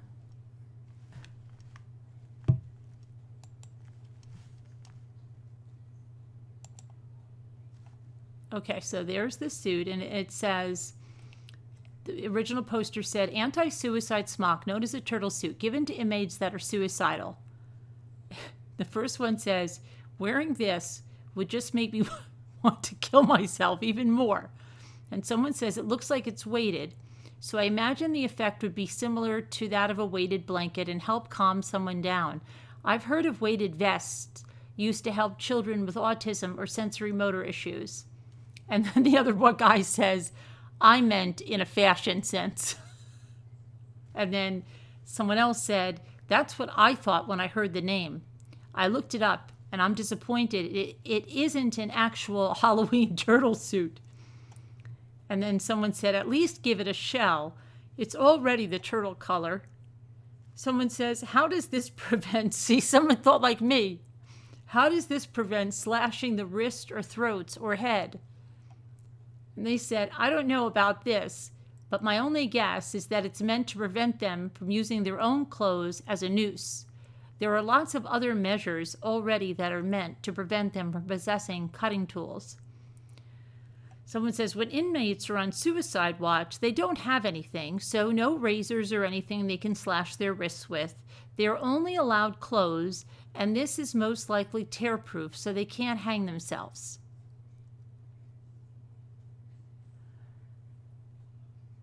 And then somebody says that's actually the anti-suit, the one that McNabb did. And McNabb found out how to get around that part of it. Someone said they were dying. I could definitely kill myself in that, said someone else. Someone said, I'll hold your beer. Terribly kind of you to offer, but I've never wasted a beer before, and a little thing like suicide isn't going to stop me sinking one last cold one first. They should really consider adding sleeves. Well, they did. We coded a super determined inmate on 2 different occasions that popped a shiv into his brachial artery. Oh, they should cover the wrists. Okay, well, somebody should post little Jimmy Rogers suit in there with the 3/4 sleeves. At least this one, you see this? It's not so low down on the neck. It's not hanging down in the back. This one is actually, if they could add some sleeves, this look is a heck of a lot better than the one little Jimmy Rogers has on. And the color is a heck of a lot better. But this guy looks scared to death modeling this thing. Like, can I just get this off? Just take the picture. Okay.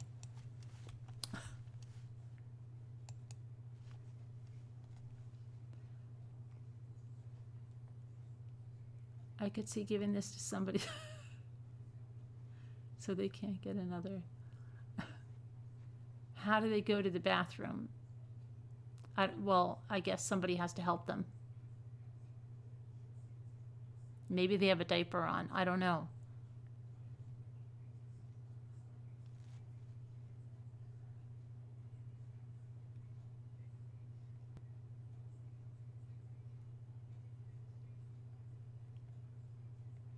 Where's Anna? Anna Nelson, I hope that you're okay. We haven't seen Anna in a while. Hope you're okay, Anna. Usually when I say that, we see the person the next day, like Birdie. It took a few days for Birdie. I'm really worried about Lisa. I hope she's okay. You had a guy beat another. Ooh, gosh.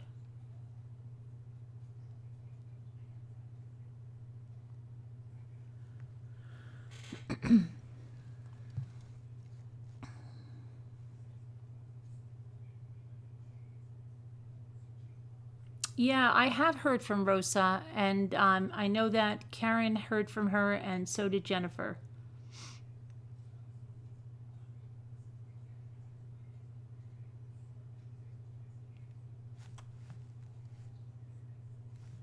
You hope Anna Nelson. Oh, yeah, and Frugal Mom, right.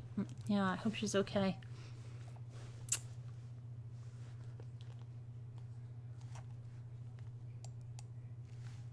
They could strangle themselves with the diaper.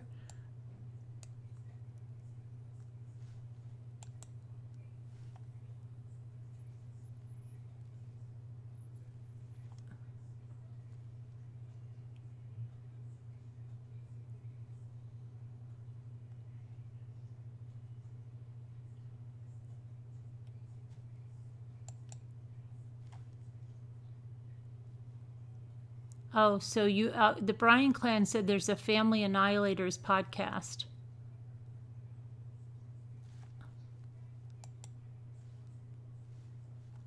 On True Crime Squad.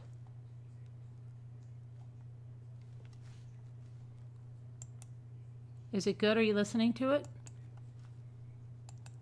I'll put it in the chat if somebody wants to check that out.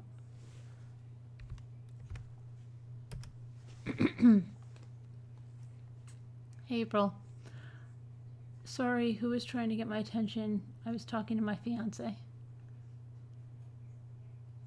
They can still drown themselves. No, a lot of times they take the water out of there, right? Isn't that what they had to do?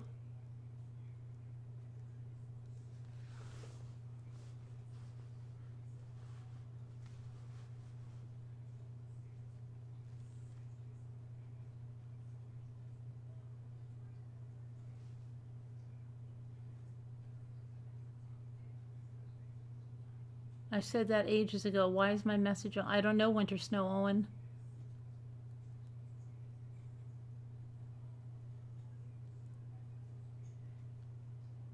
The chat's been moving very, very slow, Winter Snow Owen. I think it's a YouTube glitch.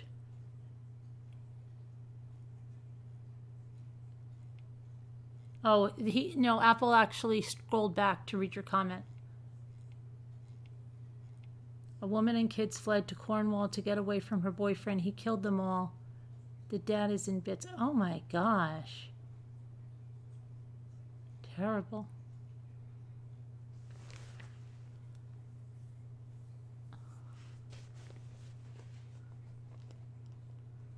Does anybody ever miss when I am not around and in a funk? Absolutely, Alicia. But you're around. I see you all the time. You're always here. Not that that's a bad thing. It's a good thing. I see you. Anna's been gone for a while and she had her friend die. So, and Birdie was gone for a long, long time.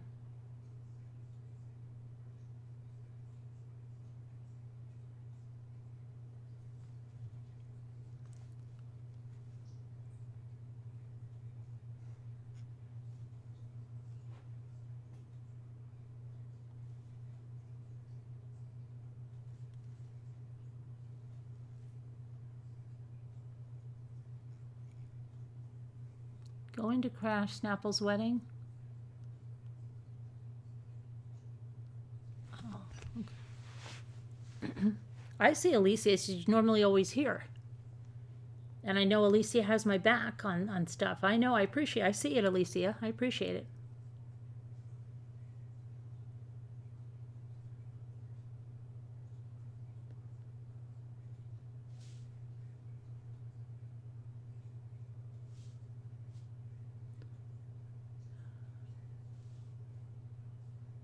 Checking on Ashes. I saw that. I live there.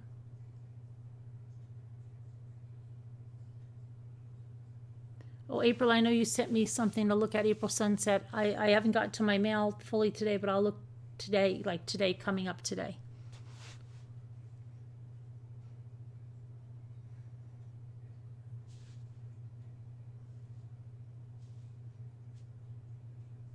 So about the snowman craft, I'm gonna try to get a list of the supplies.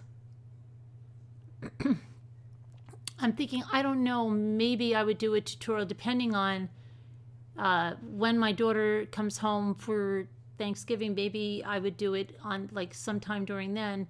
And then even if you couldn't come on, then you could always watch it as the tutorial, but I try to do it live.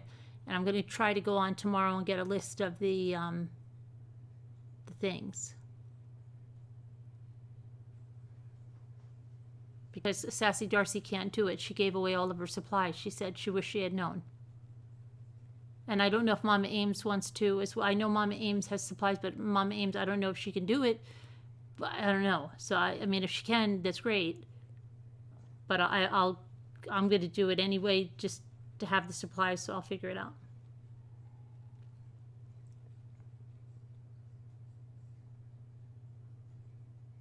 Yes, she's in Sweden. Yes. Not always what, Alicia?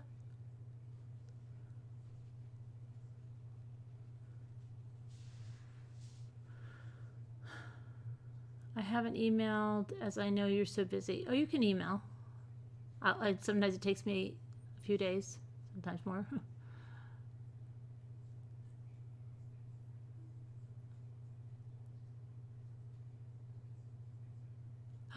Eric. Yikes.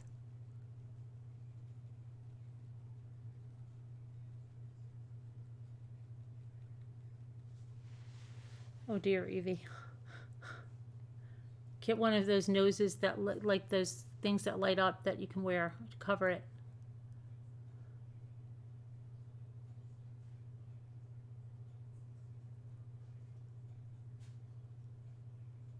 Okay, I'll check out April. Sweet dreams, Apple, Snapple.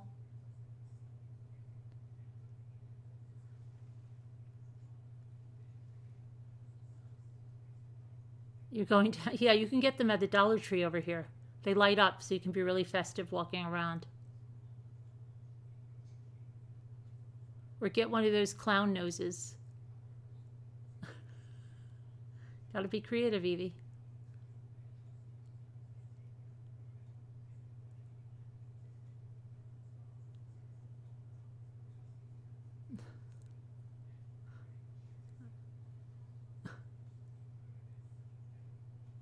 If you get the clown nose and it's like foam, you could put medication on it and treat it and look festive at the same time.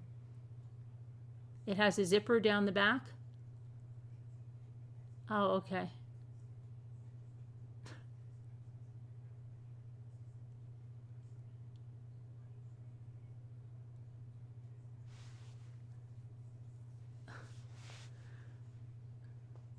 Hey, Amber.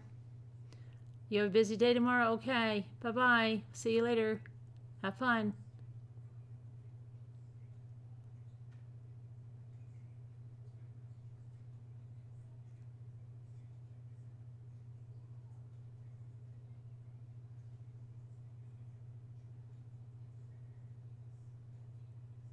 You want me to do the puppets again? Okay. I've been trying to find my other puppets too. My big puppets. Luke was trying to find them too. I've got to find my big puppets as well. Got to find Maria.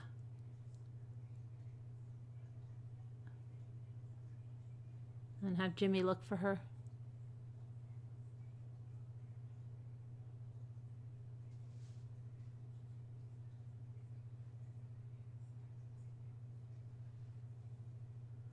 So I think we'll wait till 3:33 and then we'll call it a day. See, my pine cones are already starting to open. Some of them are already starting to open. It's hard to see them in there. The ones that were really closed, they're already starting to open. I bet you could put them in the oven on real, real low and they would open.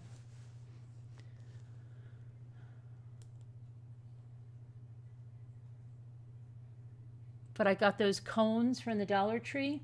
I want to do those. And then I thought, well, Jimmy with his scroll saw, I thought he would make like little tree designs and then I would do something with the cricket but I don't know what he'll get to. But I did want to make those little fabric trees too that you see. Because I got the dowels, I have the fabric and I have the fluff, and then you just put them, I have the little tree thingies. I saw some guy just take I showed Jimmy, like he just takes the table saw thing and he cuts the tree into little slices. And I'm like, you could do that. Yeah, if I had time. Believe me, he has the time. He chooses to use it for other things.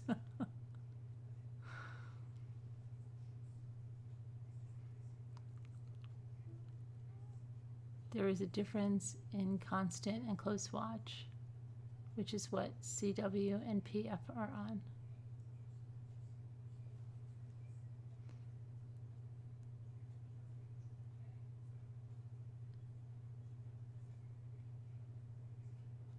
Where are those? I'm going to make trees out of them. I have cones that I bought, and I'm going to hot glue them to the cones.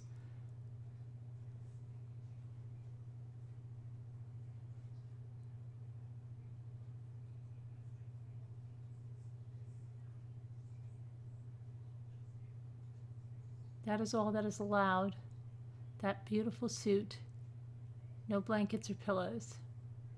I found where our Ollie's is. Oh, you have an Ollie's. Okay, good. You do? 3 miles. You better get over there. Where are you, Judy? Aren't you in California? Hey, Mandy.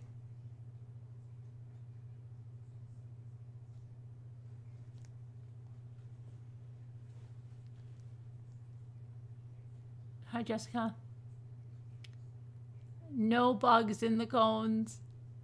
Why does people keep saying that?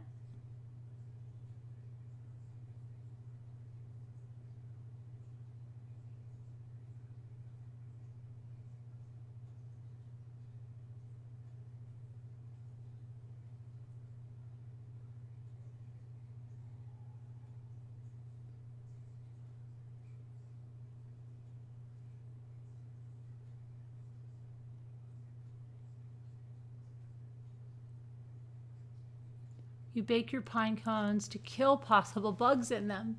Oh my gosh, for 2 hours? Why? Tree bugs. Oh, we're good. We're back to the bugs again.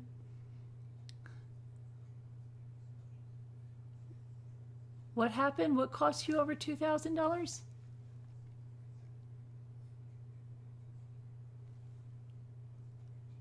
I bring the pine cones home all the time.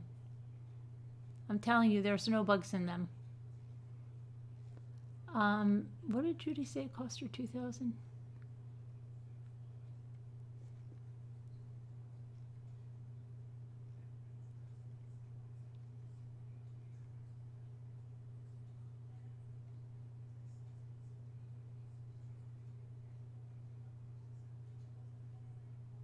I missed it. What cost you $2,000?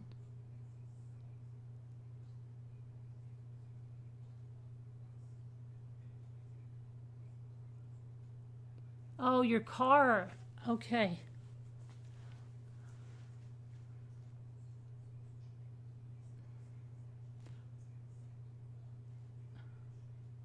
You've got videos. You're not good at crafts, but the women who do the woodland course are fantastic.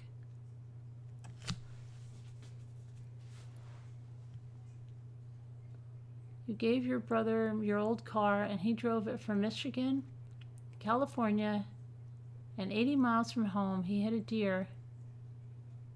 Oh, really? Well, at least he's okay.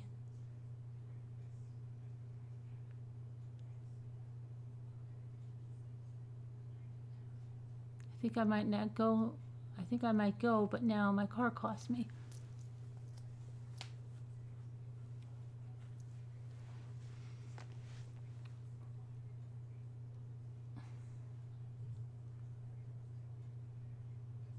Well, my niece did something similar when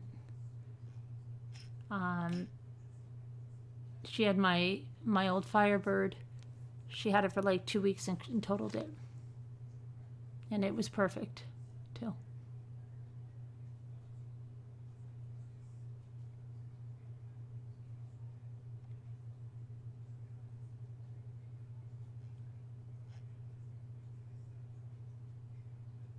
Scratched your car on your entrance. Oh, scraped it? And you were on black ice the other day, too, weren't you, Owen? My husband hit a deer the other morning. Oh, my son hit a deer. Yeah, 2,000 worth of damage. Over 2,000, yeah.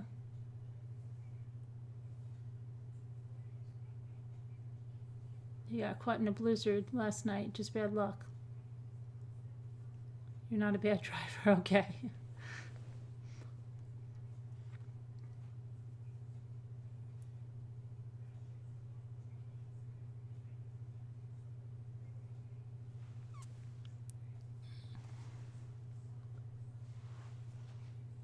Deer and cars don't go well together. I am terrified of hitting a deer. You've come close many times.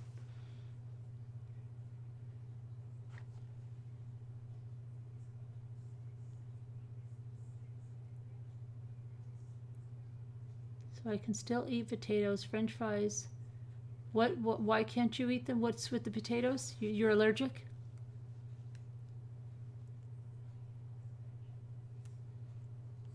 A big buck hit the side of my van one night. You know what I had once? I had one of those vans in the 90s that were made out of that stuff that they used to hit it with a baseball bat and then it would pop out like a plastic 2-liter bottle. Do you remember those vans? I forget what they had. It was that stuff, right? And I was driving home and I wasn't driving fast and a deer, I heard it like bam into the side and I was like, what was that? And then I saw the deer just like walked and then suddenly you heard this big like pound and the car and the whatever he dented in just popped right out. And you would never know that anything ran into me.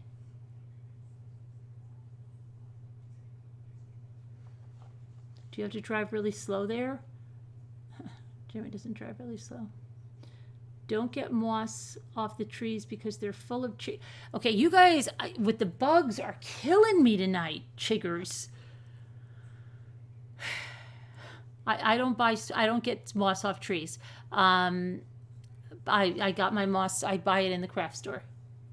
But I've used pine cones for years and years and years, and I've never had any bug infestations. And there are no bugs at all whatsoever. I am looking at those pine cones. They are bugless.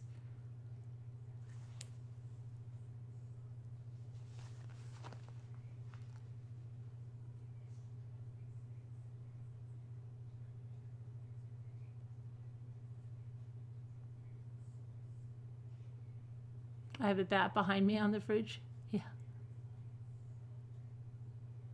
I've never had a bug in my pine cones either.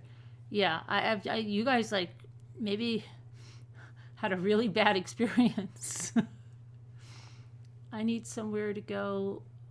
Had a stroke and can't type too well. I'm the only one up at night.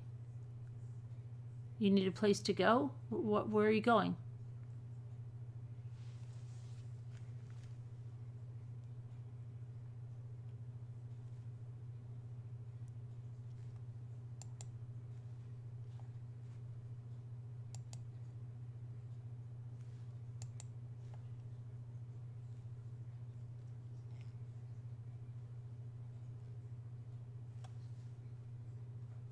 Snow, oh, it does give me anxiety. These deer just run into the street. I'm guessing Mommy Ramblings has never been an arachnophobia. No.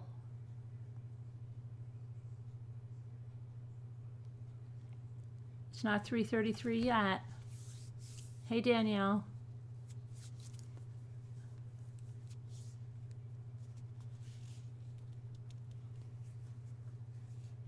I had it towed and they fixed it. Wow, I really needed to laugh. Thank you, Carolyn. You're welcome, Judy. And the third dog is sleeping like a delicate lady.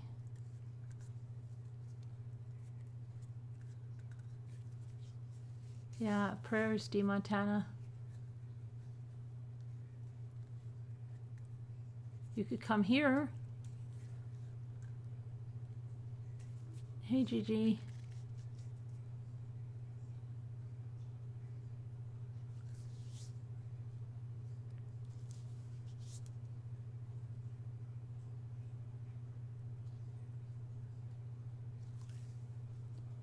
So, you can't do spiders. You'd rather move. Really? Jimmy doesn't mind. Jimmy will take care of the spiders. Okay, chiggers burr into your skin. Okay. Well, knock on wood. I've spent time with plenty of pine cones, and I've never had chiggers.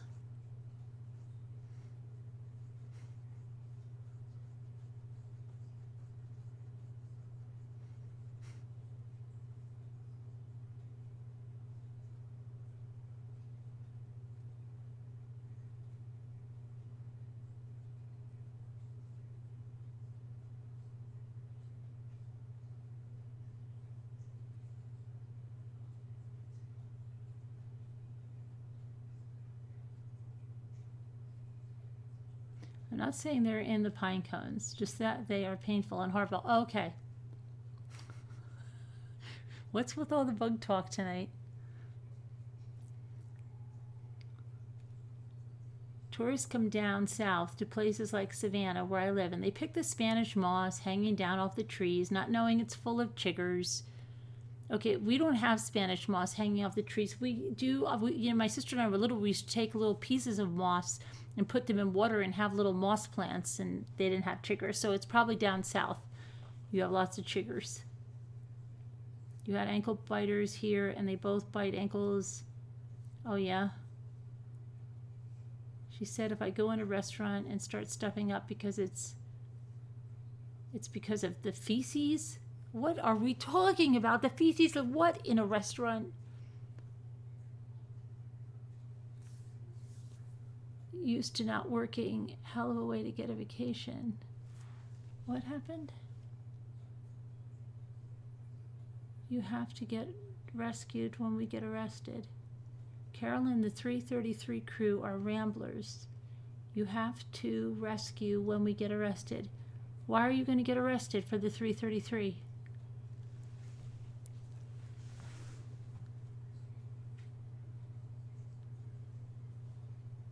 Sievers did not look at his hired hitman once. His brother from another mother must be drawing a picture. Yeah, and he was doing all the fake crying. She said to call her so that she would be sure not to go to that restaurant. What are you talking about? On the menus, the feces on the menu. What? Okay, I'm not dealing with this well tonight.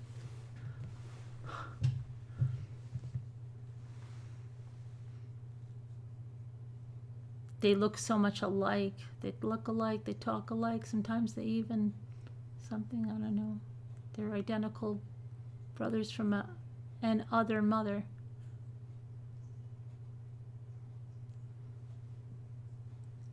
Oh, it might have ended in an arrest. Oh, okay. You wanted to meet KK? Okay.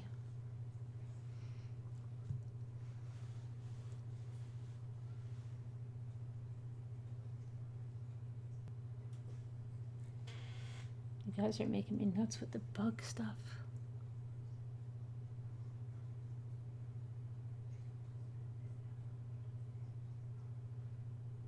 Our state symbol here in Georgia is mosquitoes.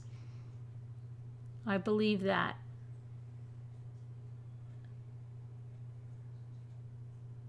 Deer whistles. That's what April says, the deer whistles. I heard that they didn't work, but I mean, I'm going to go get some deer whistles. Can't hurt. You were in bed and fell asleep?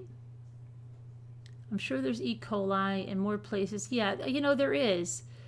I think, and I'm a germaphobe too, but I mean, it's like at some point, you know, you either stay in the house or you go outside. I don't know.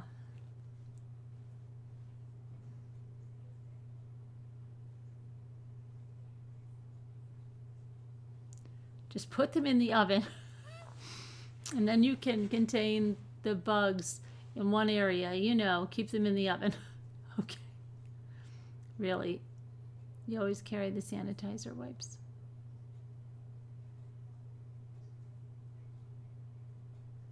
Hey, Casbat, we've got 2 minutes.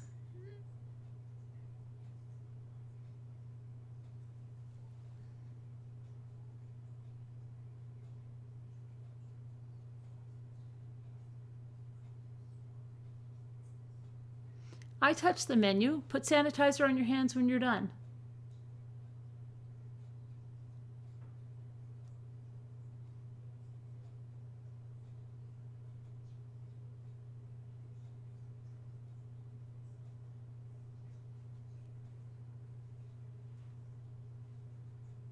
Apparently dogs have advanced humans by 5,000 and they've helped our immune system. I'll ask my teacher again.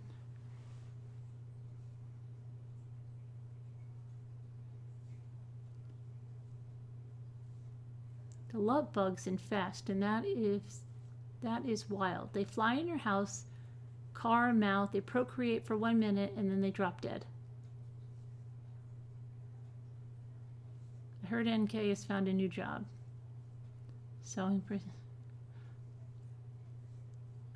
I put sanitizer on my hands just before I eat. Nothing goes in my mouth unless my hands are clean. Absolutely.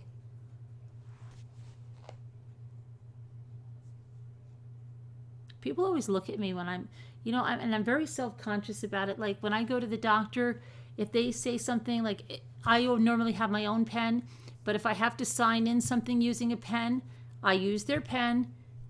I don't touch anything. I have this huge pump of sanitizer in my purse. It's like a big one.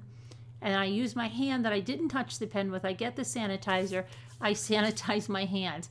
There's always, without question, someone sitting over there that's looking at me like this lady is crazy.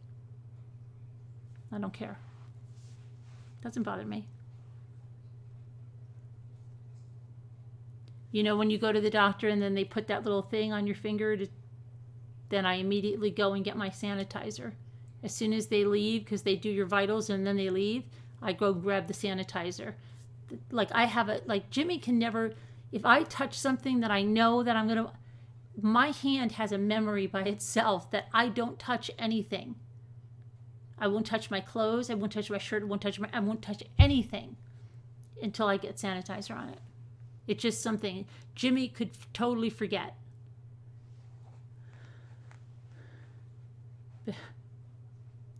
So if I have to touch something like the door handle or whatever it is, the elevator, I usually, for the elevator, I always have my keys ready. I punch the elevator thing with my key. And then if somebody else is in the elevator, I go, oh, could you punch 3 for me? Oh, sure.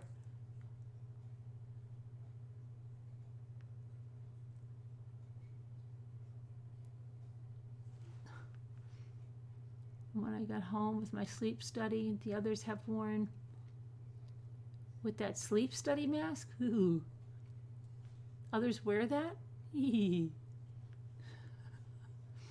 Sign off time. Oh, it's 3:33. We missed it. It's time to sign off. Okay. All right, everybody. Thank you for coming. Thanks to our moderators. See you guys tomorrow. I got another Mark Sievers day tomorrow. And all right. Talk to you guys later. Bye. Thanks for coming. God bless. Love you. Bye.